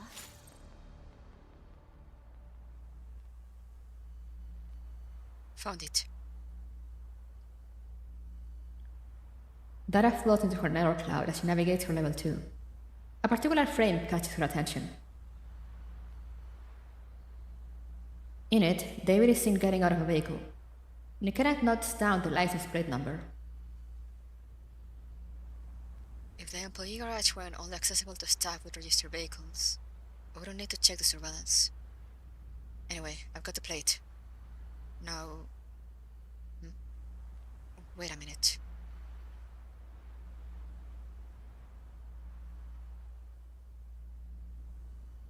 The footage continues. A familiar figure appears, getting into David's private car. Isn't that... Una? Inasa's daughter. What's she got to do with Mangi security?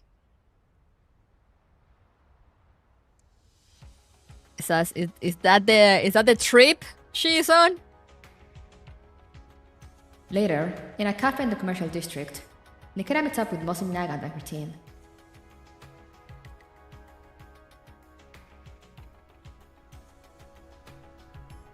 Huh? Protocol violation? Seriously? What happened exactly? I really like Mosin Nagan's design in Frontline too. She looks so good. It's complicated. Oh, Kasane is here. Oh, sounds like you're hiding something. It's been a while since Griffin, but I remember back then, Nikketa was the most by the book of us all. But wow, your workplace has such a bad vibe. The front desk totally flipped out and threw us out when they heard we were looking for you. What'd you do to your poor co-workers? There she is, Babushka! Xenia? Sorry, Nikketa. If you don't want to talk, just ignore her. She just likes stirring the pot. Stirring the pot? I'm just curious. Hey, you yourself were wondering why she left the PSA before she got here, remember? I was not. You totally were. You probably had a gossip, gimme written all over your face. Be honest with yourself, Senior. Senior Nagan who drinks milk?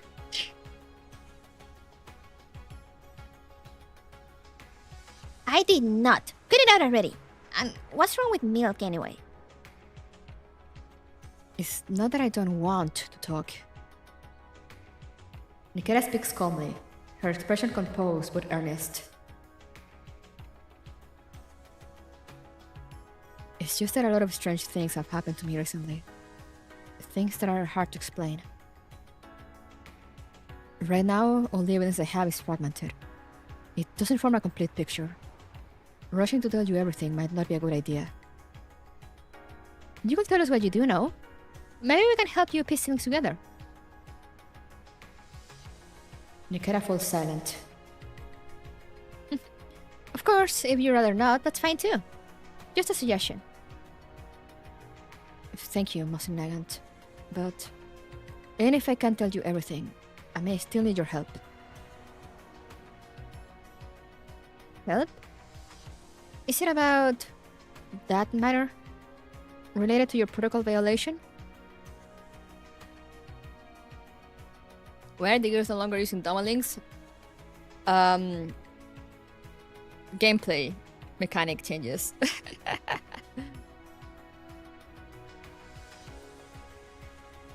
There hasn't really... I don't think there's really been a lore explanation for that. I mean, on the commander side there is, but like in general, in the world at large.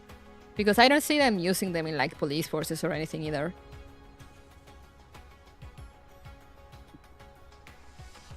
But, you know, in commander cases, because we have no money.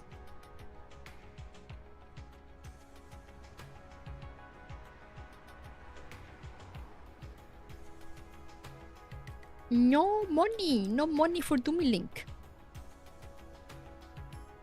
I haven't seen them used by other PMCs or like security forces either. So that I don't know if it just fell out of use for some reason or something.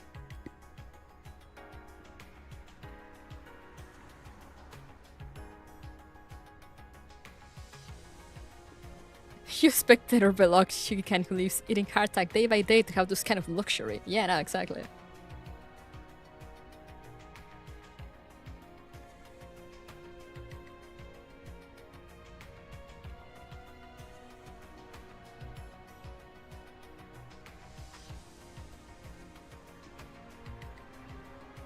Also, I think, yeah, wasn't it like a thing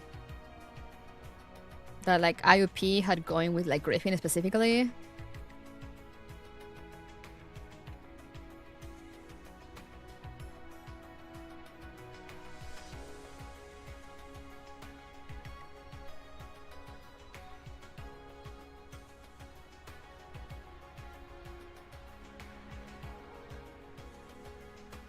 Could be that also.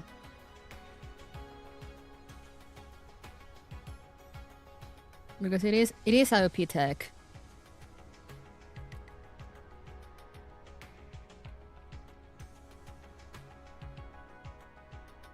Like the whole dome linking thing was developed by Persica.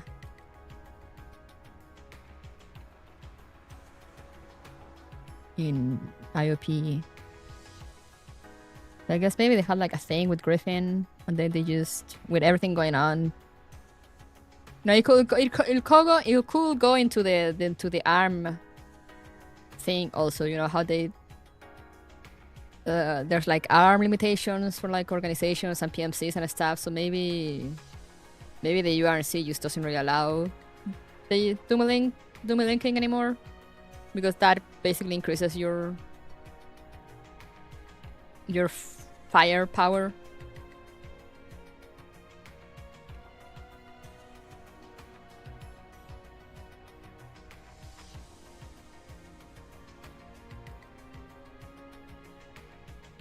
But you know, yeah, basically there hasn't really been an in-lore explanation so far, but they're not really used anymore. When it comes to Commander, just everything we can assume that is because they have no money. But yeah, spare bodies and all that are still very much a thing in Universe. So yeah, it's just something that they don't really use anymore in the world. You also need multiple copies of the same doll, and that's expensive. I mean, dummy links, the thing with dummy links, the reason they were used is because getting dummy links, it's cheaper than getting another copy of the same doll. That's why the entire point of the technology, you know, instead of having 5 copies of the same doll, you can have 1 and 5 dummies that are cheaper to make because they don't have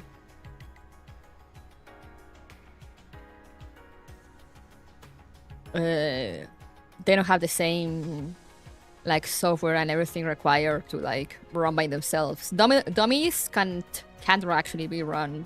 You know, they can't run by themselves. And it needs to be connected to them.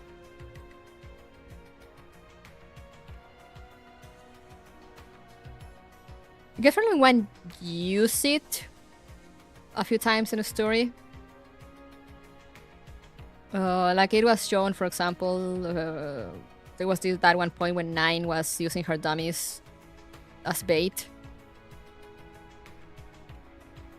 And you know, that's when we was shown that those could kind of control them. You could cloud share one brain over 5 bodies, exactly, you know, so it's like more firepower for less money.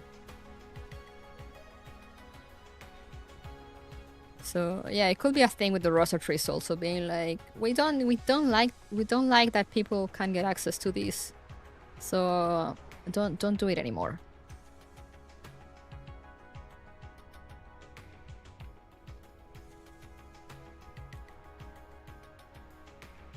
And yeah, Sanguine's Fury is now public domain.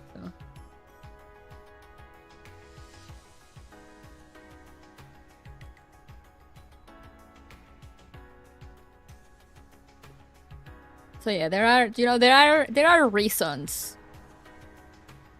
I mean, we got the people that know the lore and the world and stuff. We can probably come up with different reasons as to why dummy links are not used anymore. But it hasn't really been stated openly in the game. It just they dropped them.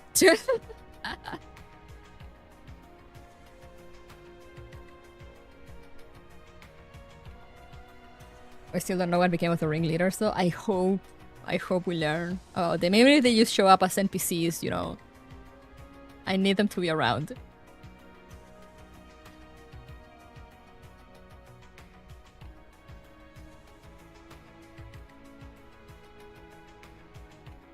It is somewhat. You want our help without telling us the full story? You can't have it all, you know. Oh, come on, Ksenia. I'll pay you. Birthday gift for you will arrive next week. Wait, birthday gift? For me? Why? But thank you. It's not my birthday, but thank you.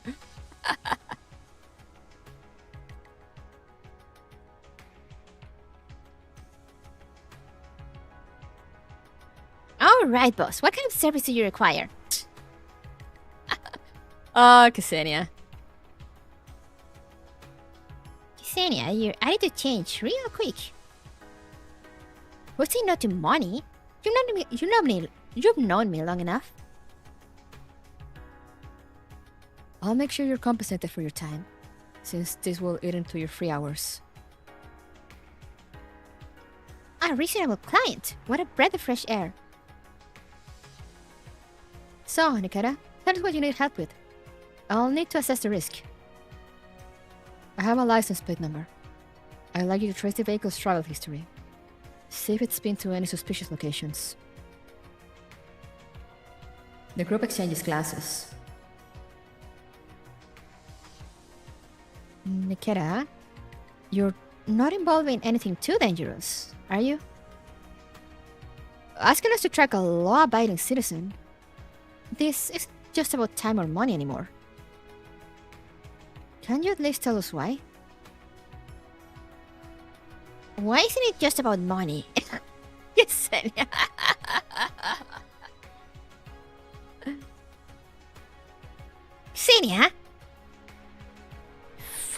Fine. Got it, Senior. Ksenia shuts her mouth. Nikketa speaks again, somewhat guiltily. Sorry, I can't really tell you that either. A heavy silence hangs in the air. I know it doesn't feel good to be forced into a situation without knowing anything. Honestly, I don't fully understand it all either, so I can't jump to any conclusions. But when I piece together the truth, I will tell you everything. And if this causes you any harm, I'll take full responsibility. Responsibility? What if helping you gets us fired from the PSA? I thought it'd come to that, as long as we're careful. You shut up! Now it's just like, Ksenia, shut your mouth. Nikketa pauses, then seems to make up her mind. If you do get fired, then I'll support you. Huh? I can't take mercenary jobs in the contamination zones outside my main duties. They pay well, and I've already passed the qualifications. Whoa, wait a minute. What are you even talking about? Mosin Nagan drops her forehead.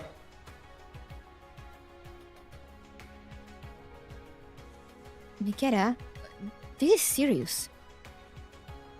Nikketa stops talking and lowers her gaze. Sorry. That was toughness of me. I do need your help. Out of the trust we build working at Griffin, I chose to ask you. But you're absolutely right. It's not fair to you if I don't tell you anything. Oh, so you are going to tell us the inside story? I'll tell you part of it, selectively. After Nikketa finishes her account, the group falls into deep thought. That's a lot to take in. So you're saying the person tied to this license plate is definitely a criminal, and you suspect someone else is collaborating with them? Yes.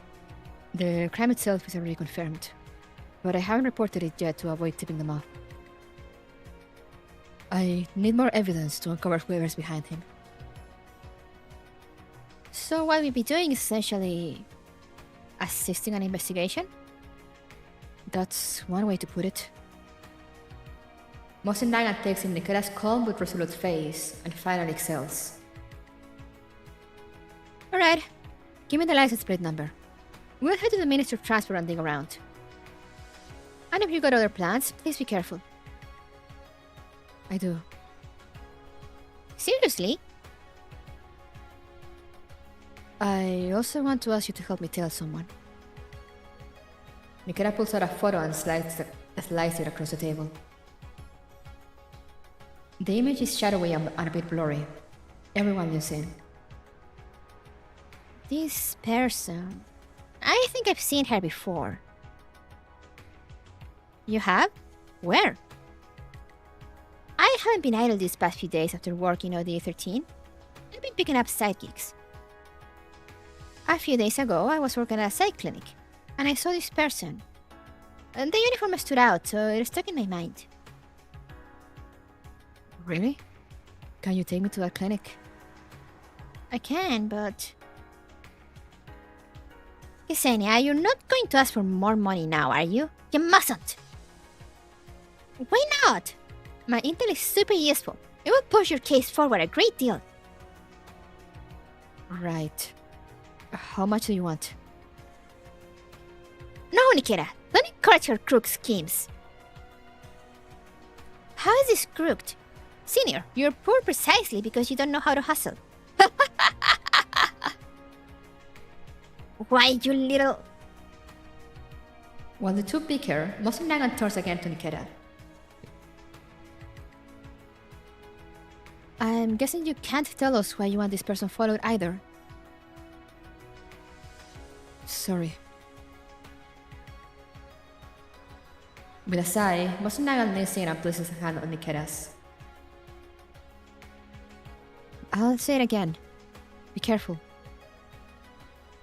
Nikketa's calm gaze flickers slightly. Understood. Thank you all. Wait, did you get the info out of Nikketa or... out of Ksenia? Or not?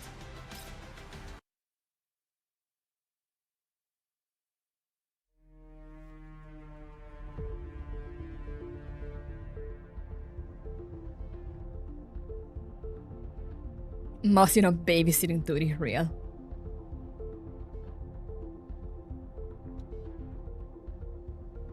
Let's see, how many do I have left? 1, 2, 3, 4, 5, 6, 7.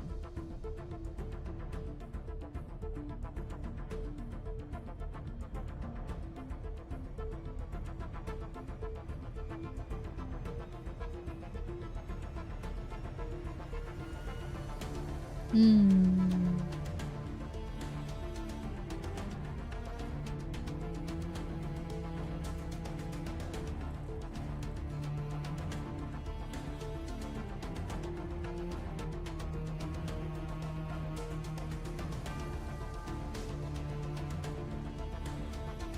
It's not the world's longest game event, though. Yeah, I want to leave myself some time to do chores. Also, I'm kind of EP.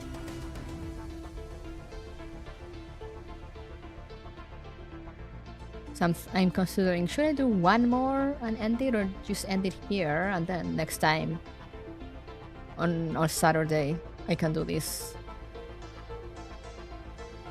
Yeah, I'm kind of trying to see like how long will all this be. Like, should I leave it all for next streams? Because next stream can be longer. Or should I finish it now?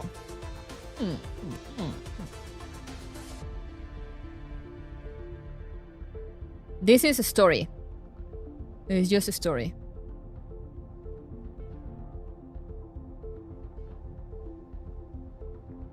By estimations, an hour and a half, maybe.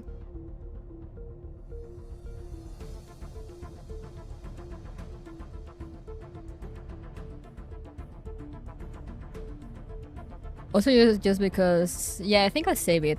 Also, just because I'm like, you know, I could rush and I could probably rush and try to finish it, and I still have enough time to do some chores at home.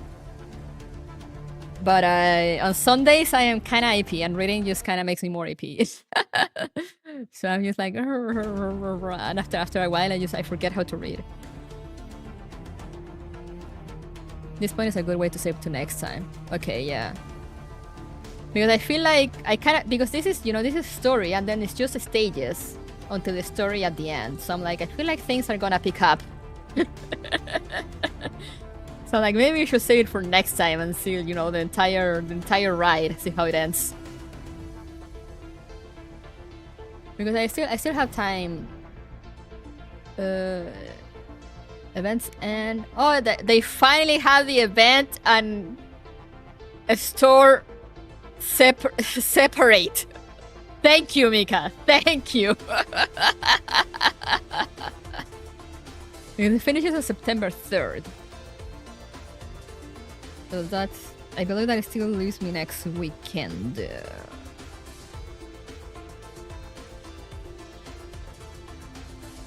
Yeah.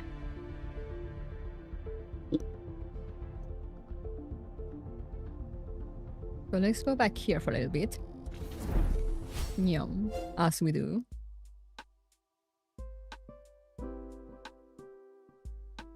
And Labor Day. Oh yeah, Labor Day for September 1st, no? Mega Team coming out with these game-changing fixes. Yeah, I know, right? It's like, goddamn, finally! They have the timer separately. Yippee!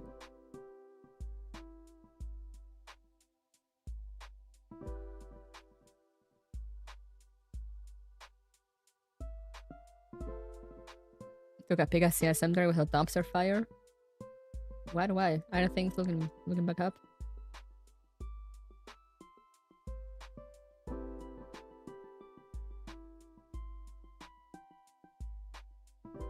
Oh, they're still angry about the thing?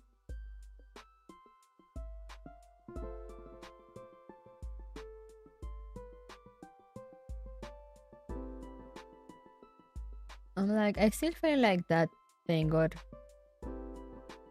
blown out of proportion so much.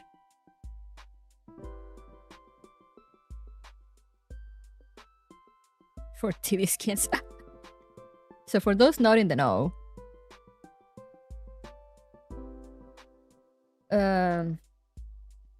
Mika over at the CN server did a whoopsie.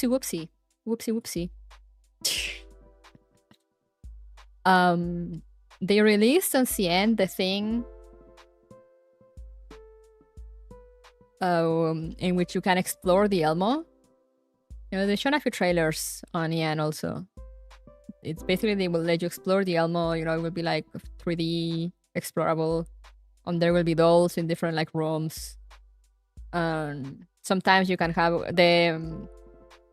one of the biggest appeal of it is that you could have some special interactions with some dolls, you know, and they will always show this one with Macchiato in her dress skin, that's already out in the game. You know, watching a horror movie and you're playing as the commander as kind of like POV, you know, first person. So you know you can see her like clinging to your arm and stuff. So people were really looking forward to those. And you know, and there's some stuff in the pool because there's a pool. You know, there were some bikini skins that hadn't really been shown as skins before. You know, they kind of got shown during that trailer.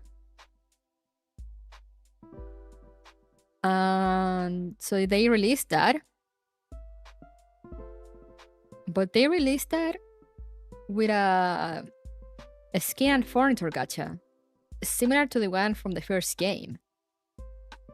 And the thing is that they didn't tell anyone about it.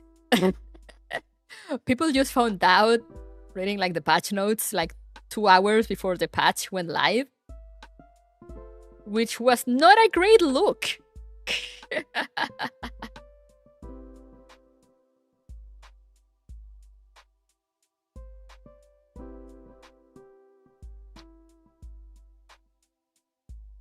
It was not a great look for them to just sneakily push that in. And then it turned out that, you know, even for example for the macchiato one, that was a skin. The macchiato skin was a skin that you could just buy previously in the game. And you know, so people thought like, oh, if I have the skin, I'll have the interaction. No, that's not how it works. You also had to unlock the interaction, and I think it was through the gacha. So, you know, even if you had the skin, you wouldn't have the interaction right away. And the Clockey Summer skin that they showed during the trailer was from the like exclusive from the skin gacha on the Elmo thing, which uses a different currency as the gacha currency. You know, it uses its own gacha currency, so it's not the same one that you've been saving, that the one you used to put for dolls. I'm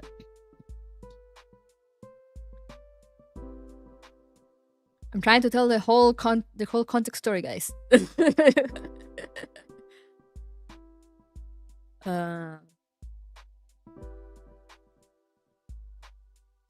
So put some Kino music during all this dumpster fire drama, and it was perfect fitting.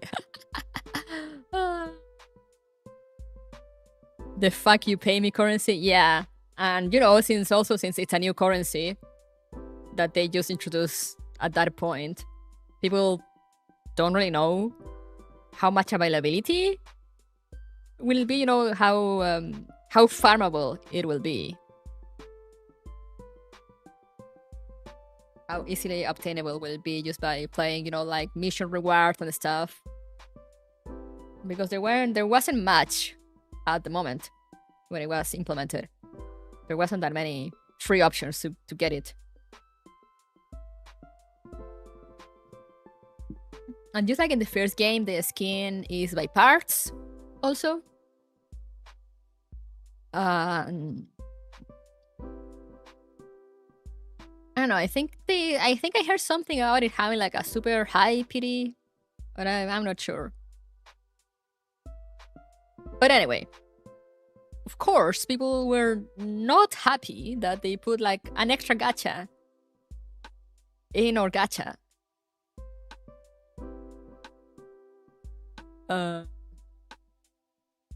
Also, the furniture prices were kind of stupid from what I saw.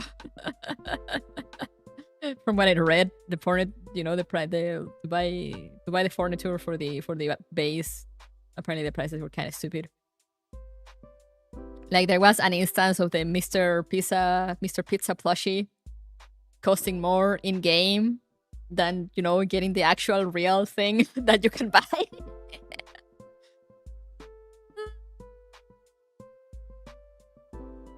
So yeah, it's basically they basically grab the whole like furniture and gacha skin from Girls Online 1, which in Girls Online 1 it made sense because that was their only gacha. And they ported it to Girls Online 2, in which doesn't make the same sense because they already have character and weapon gacha.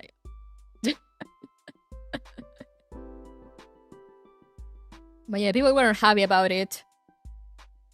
Of course. A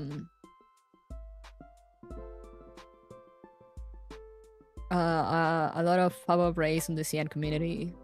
Some people supposedly got together on the CN community. They reached out to also, you know, Korea and EN communities to kind of make like a joint effort. Talk to Mika. Supposedly they had arranged for a meeting already with Mika representatives. But then when they went there, nobody showed up. Like the office was empty. They were all on like trips and stuff for cons apparently and other things and interviews.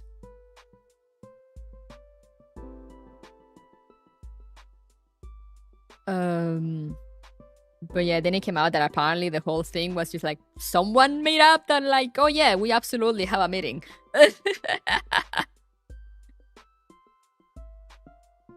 It was a holiday, yeah.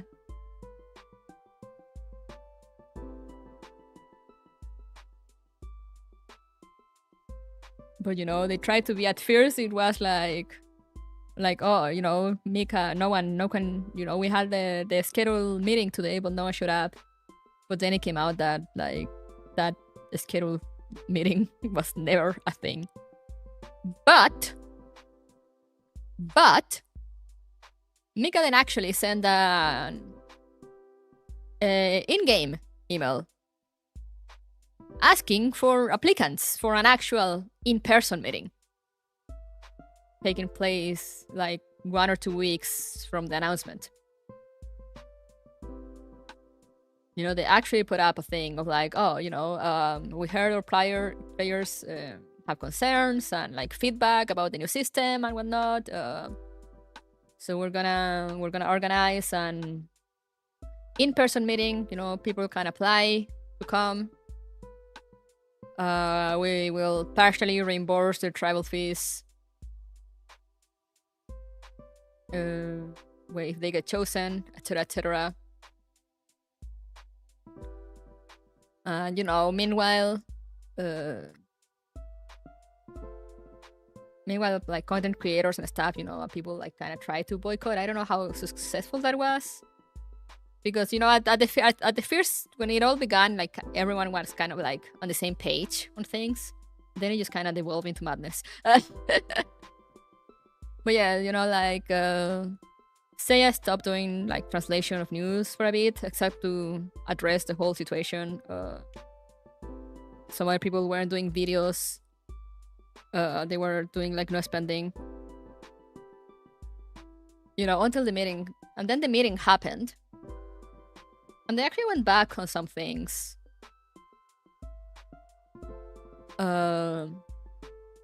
You know, as people were saying, now the macchiato interaction, you can get it for free. You just gotta do like a quest or something to unlock it. They're also gonna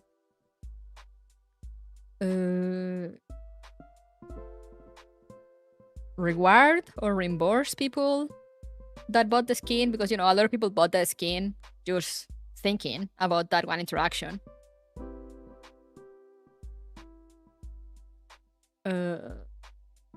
Interactions are also like unlockable now. The skins, as I was someone saying, also the purple tire skin, because there's I think there's like purple tire skins and like gold tire skins. The purple tire skins, you can just buy them.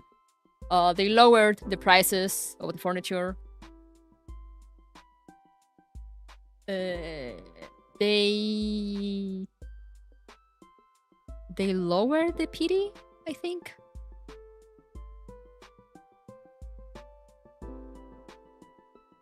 But, you know, basically they made a bunch of changes. And they also promised, like, you know, we're gonna be adding more missions and more ways for people to obtain the gacha tickets for, you know, for the skin gacha.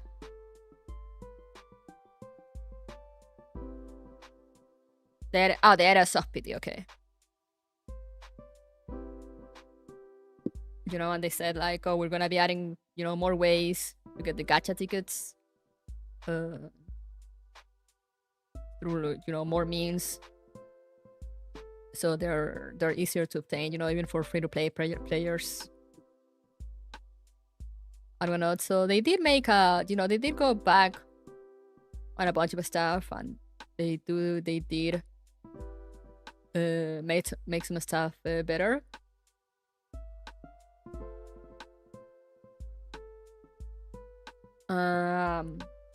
They also said this was always said on the first notice from what I remember, but also the skin gacha is like the banner kind of thing, lasts like a year or something like that, and apparently it won't be like replaced by other banners. People can choose which banner they want to pull on.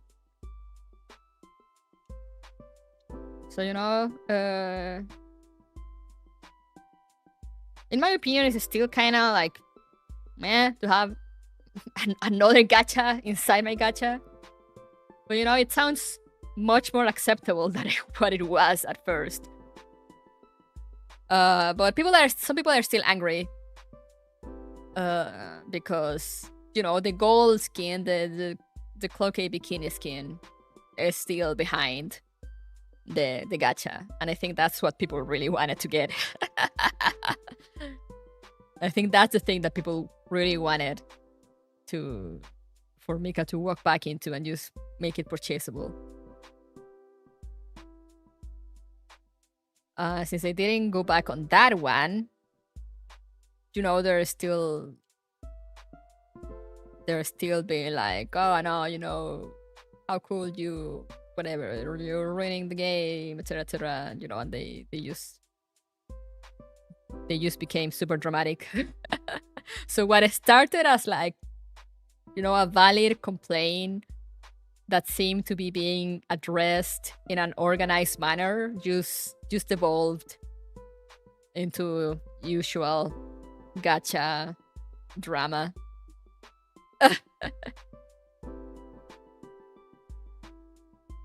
Which is like, all right, I see how it is. You all just wanted the bikini skin for free. That was the real crux of the issue. Oh yeah, they said the skin gacha it's not gonna update often. There's probably gonna be one just every major update. Classic, yeah.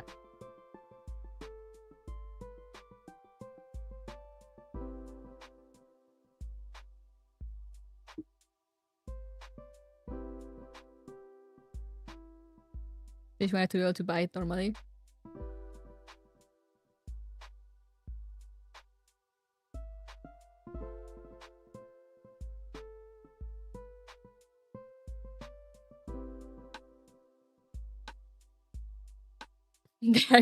Yeah, there were some people that were like, oh, you should give us a skin for free for all these that you did. Like, okay.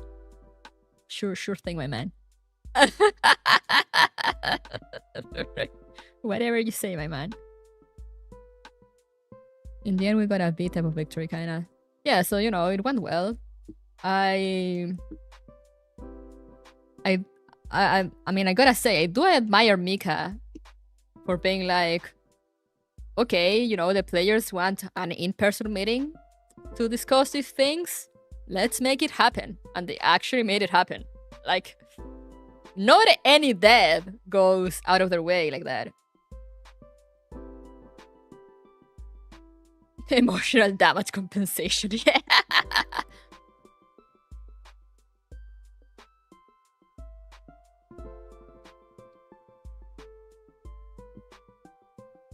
To them on that, yeah. They actually went back and changed a few things, a lot of things for the better about it. And they said also, you know, they addressed their concerns about like the stage difficulty, which is something that had been already addressed.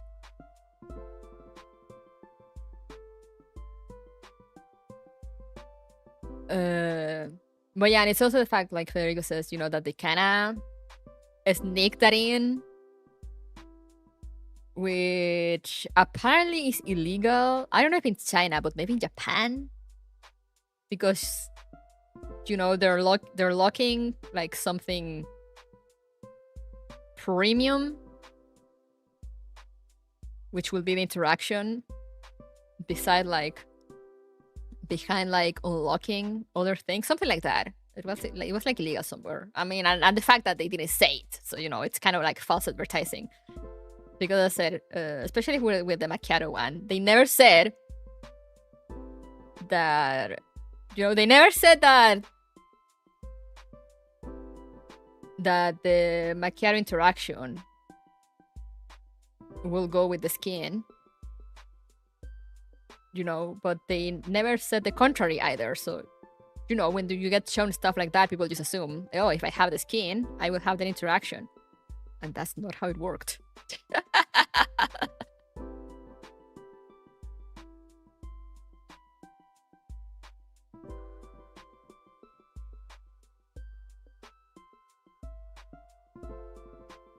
Because, you know, they didn't confirm anything, but they didn't deny it either at some point.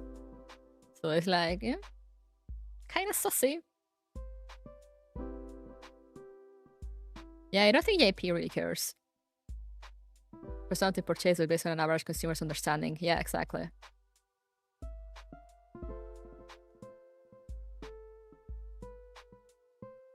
Because I'm not sure if it will fall like strictly into false advertising, because you know they never said anything, they never confirmed anything, but they kind of implied it. So you know, it's still like, yeah, I still say it's big ground to at least like some dubious legal ground over there.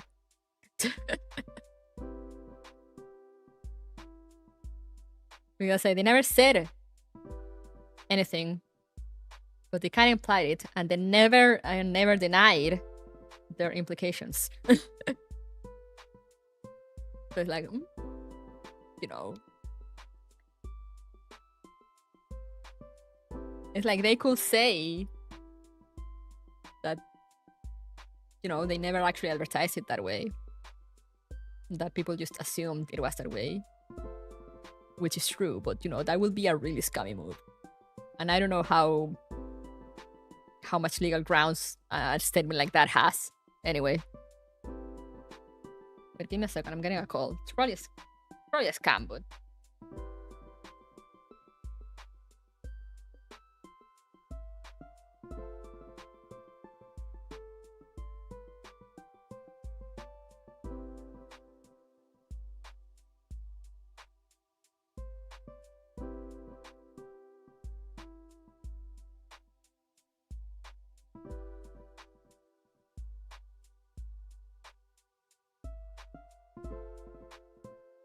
Oh yeah, it was kind of a post. Absolutely. 100% real, no fake.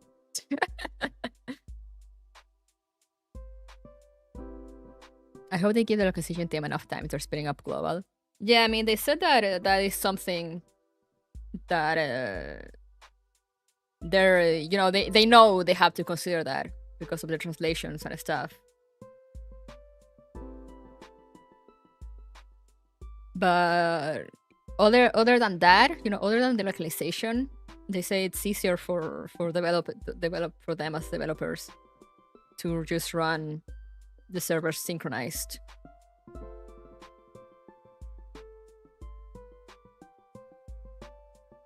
I'm getting those a lot recently. Yeah, they kind of, I feel like they kind of pop up every now and again.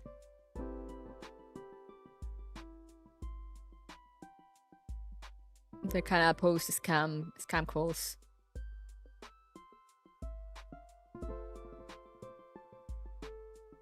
They are pretty much working on localization as of now and the big update for global. Yeah, because they want to synchronize the servers, which, as I said, it makes sense. I feel like most live service games, like most gachas nowadays, have their stuff synchronized. And it makes it better, especially for stuff like your Frontline, which is very heavy story based. You know, it makes it easier, a bit easier also to avoid spoilers and whatnot. You know, because then you don't have people reading like 3 events in advance. But yeah, they also said like managing different versions can be a pain.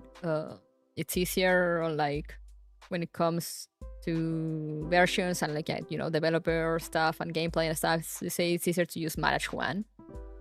But they'll, you know, localization will be their only concern. But you know, they said that they're gonna work on that to make sure that localization is also up to par and whatnot. That also means though that we're not gonna get CN to beta test all the new features for us. We're gonna become the beta testers ourselves.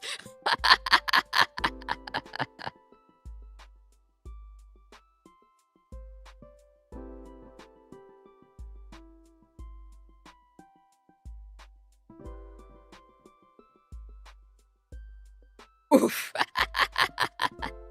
Because that's the way it worked with Mika. They will usually use CN as a kind of beta testing grounds. We usually got the updated stuff in both, like, you know, Frontline 1 and NeuroCloud. We will usually get the stuff that was already updated after being released and changed and fixed in CN. We will get it like all pretty. Now we'll just have to deal with it.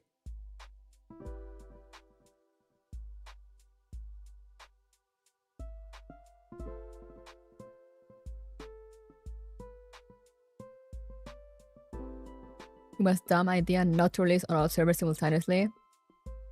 And to be fair, that Mika's not they're not like a super big company either.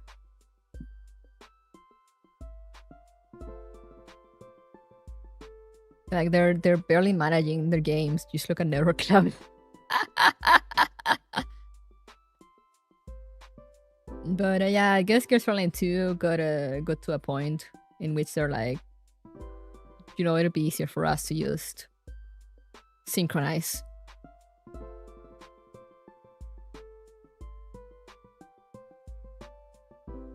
Because I mean, with Frontline 1, they never did that. They always were of the mind of, you know, we're gonna keep, you know, they sped up event release at one point, but they're like, we're always gonna keep 1 or 2 events besides behind the CN to give us time for localization and everything. And I guess now they reached the point, or like maybe, you know, looking at the rest of the market, they reached the decision of like, no, it'll be better and easier for us if we synchronize. We'll just have to see how to properly manage event localization and all that.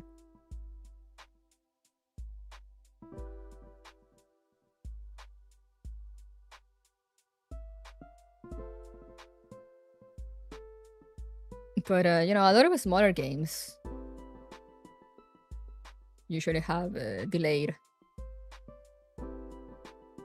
servers.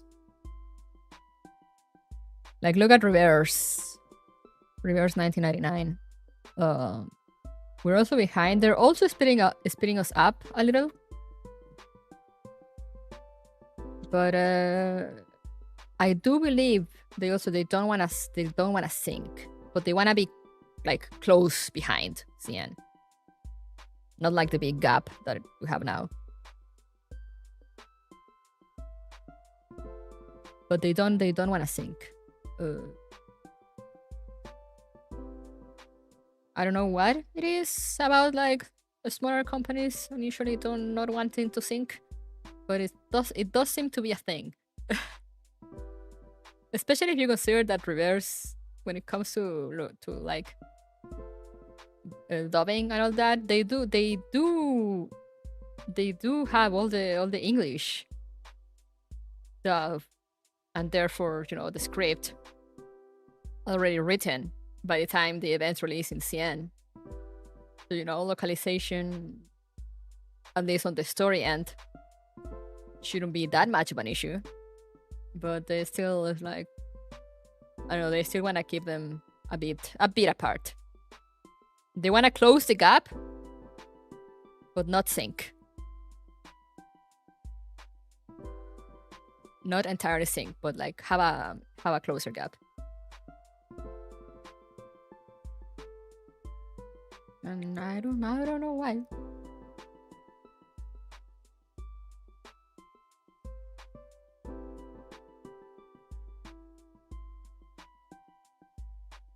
There has to be something related to their team size or something. Because, you know, you see all the big companies having synchronized servers without issues. But some others are just like, no, we don't want that. We don't want to do that.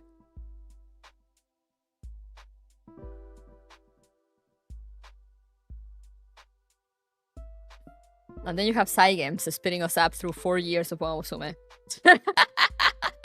Because Cygames does synchronize their games.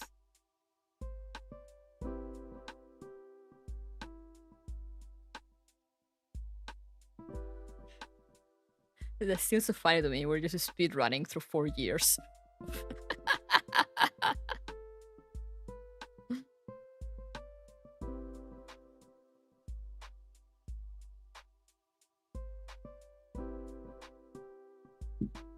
It's because big company got big money and big personnel, exactly. Maybe coordination will need to be tighter between the CN and global teams if they were to be synced. Yeah, you know, that could also be it. Or it could also simply be the fact that maybe they don't have 2 teams to begin with. So, you know, they need to disperse their time in between like CN release and then like global releases or something.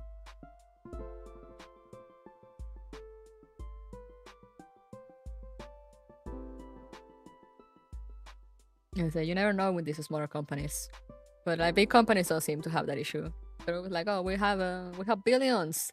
Let's just release everything at the same time. Yippee!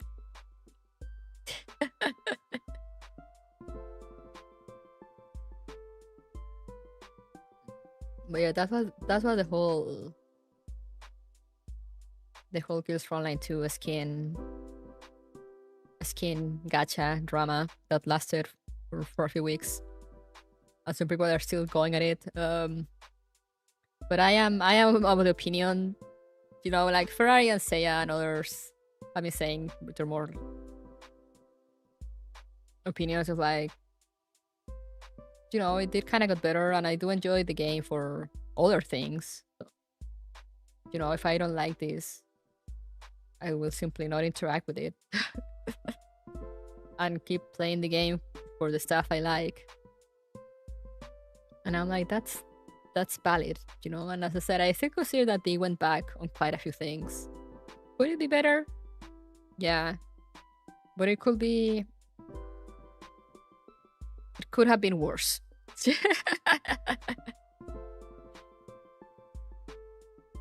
You know, it was pretty bad. It got mostly fixed. It could still be better, but you know, we got something. Now it's just a thing of like continue to give feedback and see how things go from here.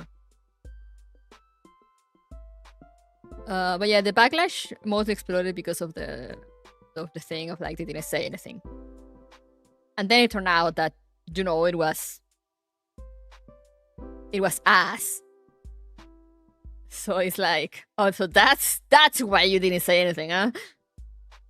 But you know, they then went more transparent about it and like changed things. So it's like, oh, okay, all right, you know, I've been around Mika enough times to be like, oh, okay, so you know, you did something about it. Good for you. And you know, maybe if we continue providing feedback, now there will be more positive changes to come.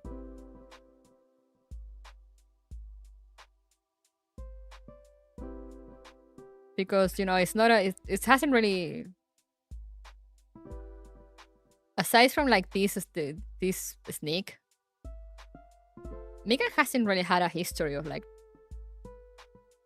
trying to fuck over their players and then like not giving a fuck about feedback.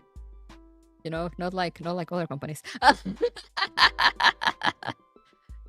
So like, oh, okay, you know, they still, you know, they fucked up, but they still listen. They accounted for it. They change things. You know, hopefully with more feedback, things will continue to change, keep changing for the better. I wonder what companies you could mean.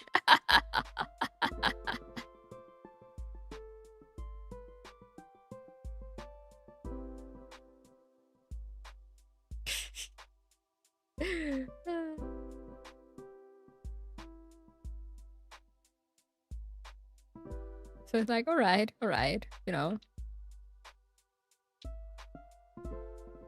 They fucked up, but they came back from it. So it's like, all right. I respect the accountability. And it also makes me feel somewhat respected as a player. So, you know, I'll let this one pass, see how things go from here. And the thing is also that, as you know, as people were saying, we don't really know, because the system just released, so we don't really know how many currency for the gacha we're gonna get. You know, maybe we'll just be showered in it.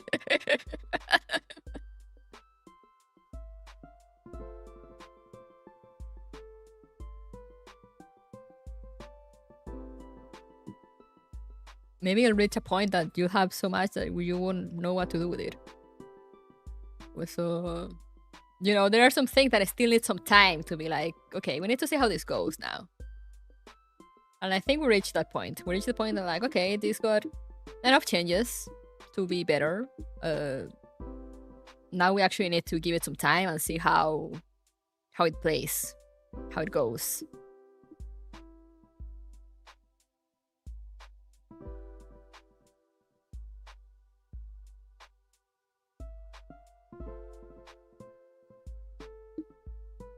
Just never said so maybe they will turn out to be a non-issue and just never say what the old rate was. Yeah, you know.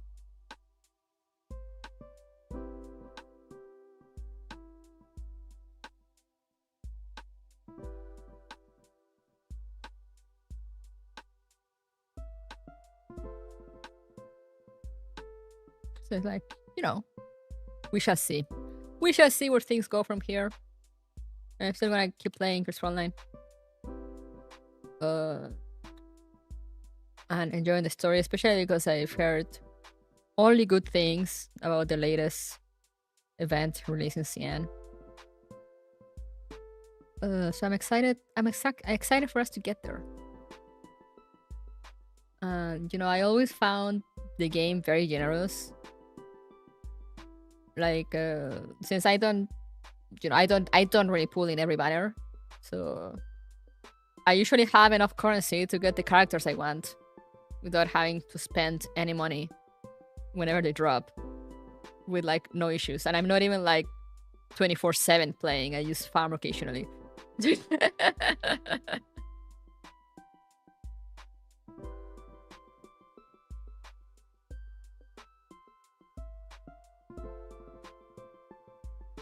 So, you know, it doesn't feel like other games in that no matter how much I grind, I never have enough currency to pull.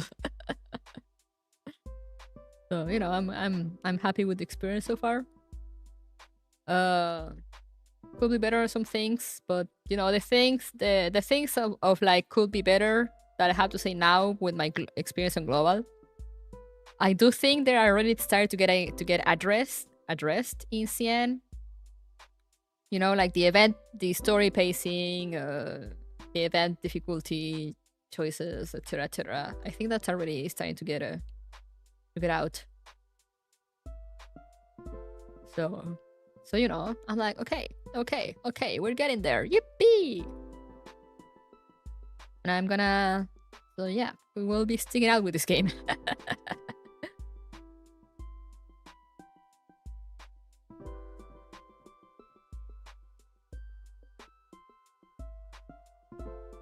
All I want is for a heroic mode to drop, for character events to have some difficulty, not level 10 enemies. Oh, that's how it's called? What's that, Juancho? Draw players that complain on current story, things get good, just be patient, we are getting there. Yeah, it's just that, you know, they did take a while. Because as I said also last time, I think I mentioned, I talked about this once. It's like, I really enjoy Mika's writing as a whole. So, you know, I have been enjoying the events, both character events and major events. I've been enjoying them. I have no complaints about the events themselves. They've been fun. I love to see the old characters, some of the old characters coming back.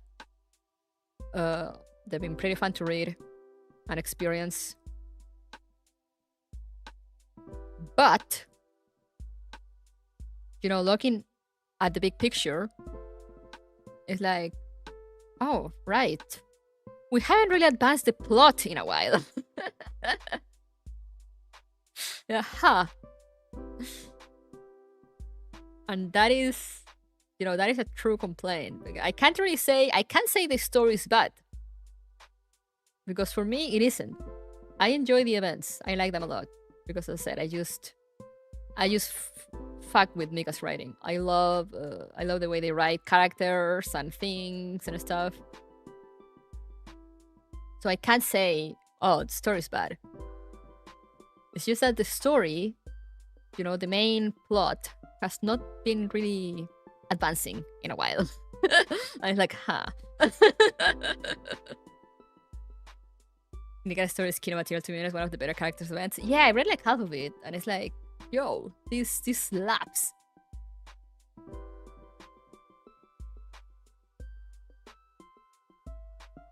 Different until now, till the event in Siena right now are all set up. Yeah, it's still setting up, but you know, it's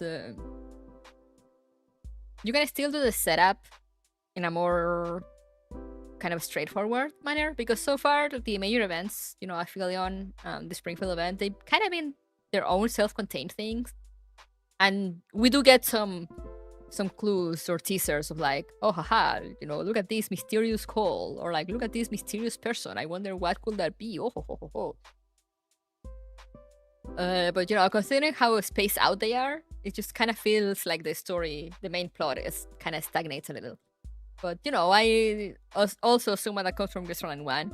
I know that the moment that it picks up, it just won't stop. So I'm like, okay, well, I'm just gonna enjoy my quiet time while I can.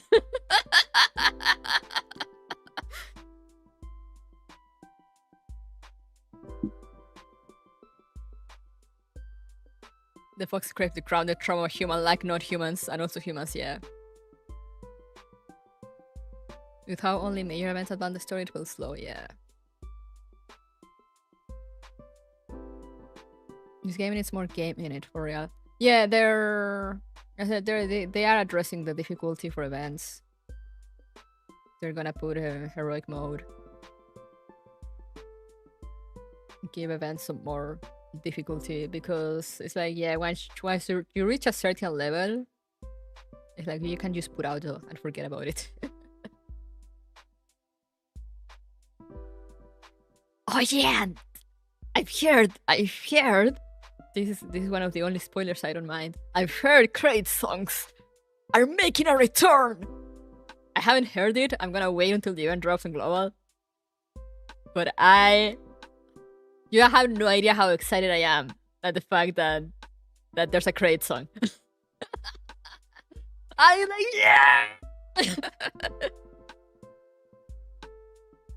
The biggest win in Mika history. We're getting crate songs back.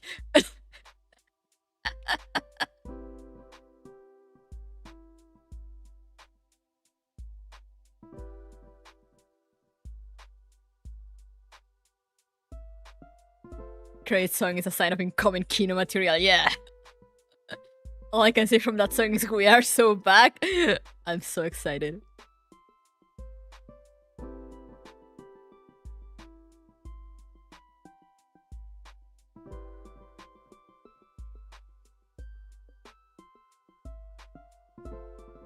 But yeah, that's why I'm here. That's pretty much my stance on things now.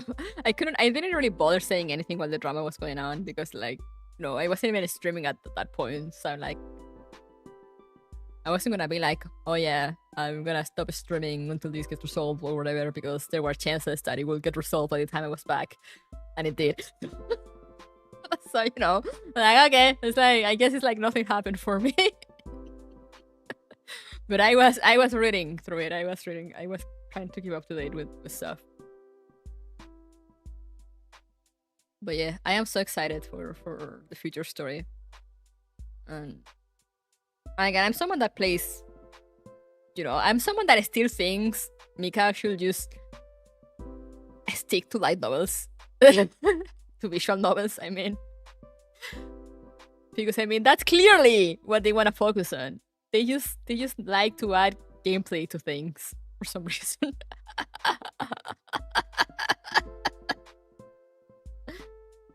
Like, Mika gameplay, it's a hit or miss.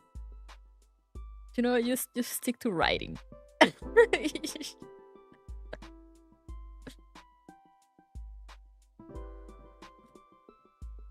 Voxel looks out window. I hope that solved itself, and it did, yeah. He's like, oh, yay, issue solved. I guess I can just read Nikketa's story and not worry about things.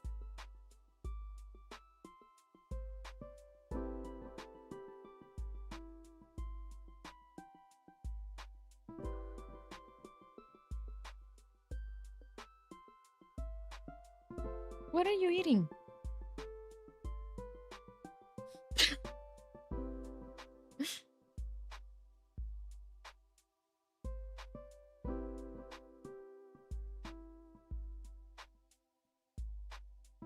Are you eating the stuffing of that thing? Cats.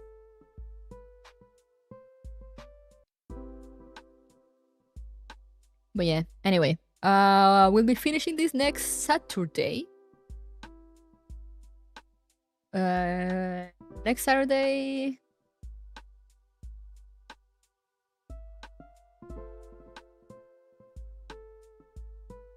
next Saturday, there should be 2 streams from me, because I wanna finish the Here's Frontline Nikketa event in the morning, and then in the evening, I'm gonna be playing Pick with Takuya, Maple, and Wen, if all goes according to plan. And yeah, and during the week, when does... Wait, let me see the calendar, because the second part of the... I'm pretty sure the second part of the Assassin's Creed collab for Reverse drops on the 28th. That's on Thursday. So that will only leave me Tuesday to do something. I am set to start 13 Sentinels again, but considering... I mean, I'm gonna double check the starting event for the second half of the Assassin's Creed collab, as I said. If it is on the 28th, like I remember, I might just do some Umasumi on Tuesday, you know. I don't want to jump back into the story and then be like, anyways, reverse 1999 time. But if it starts later and I get Tuesday and Thursday, I might go back to 13 Sentinels right away. So stay tuned for that. One of those 2 things will happen, but I'm pretty positive that the second part of the collab drops on the 28th. So we'll probably be doing some hunting around on Tuesday. But for now, thank you guys so much for coming. Hope you enjoyed. It is nice to be back. I'll see you guys next time. Bye bye.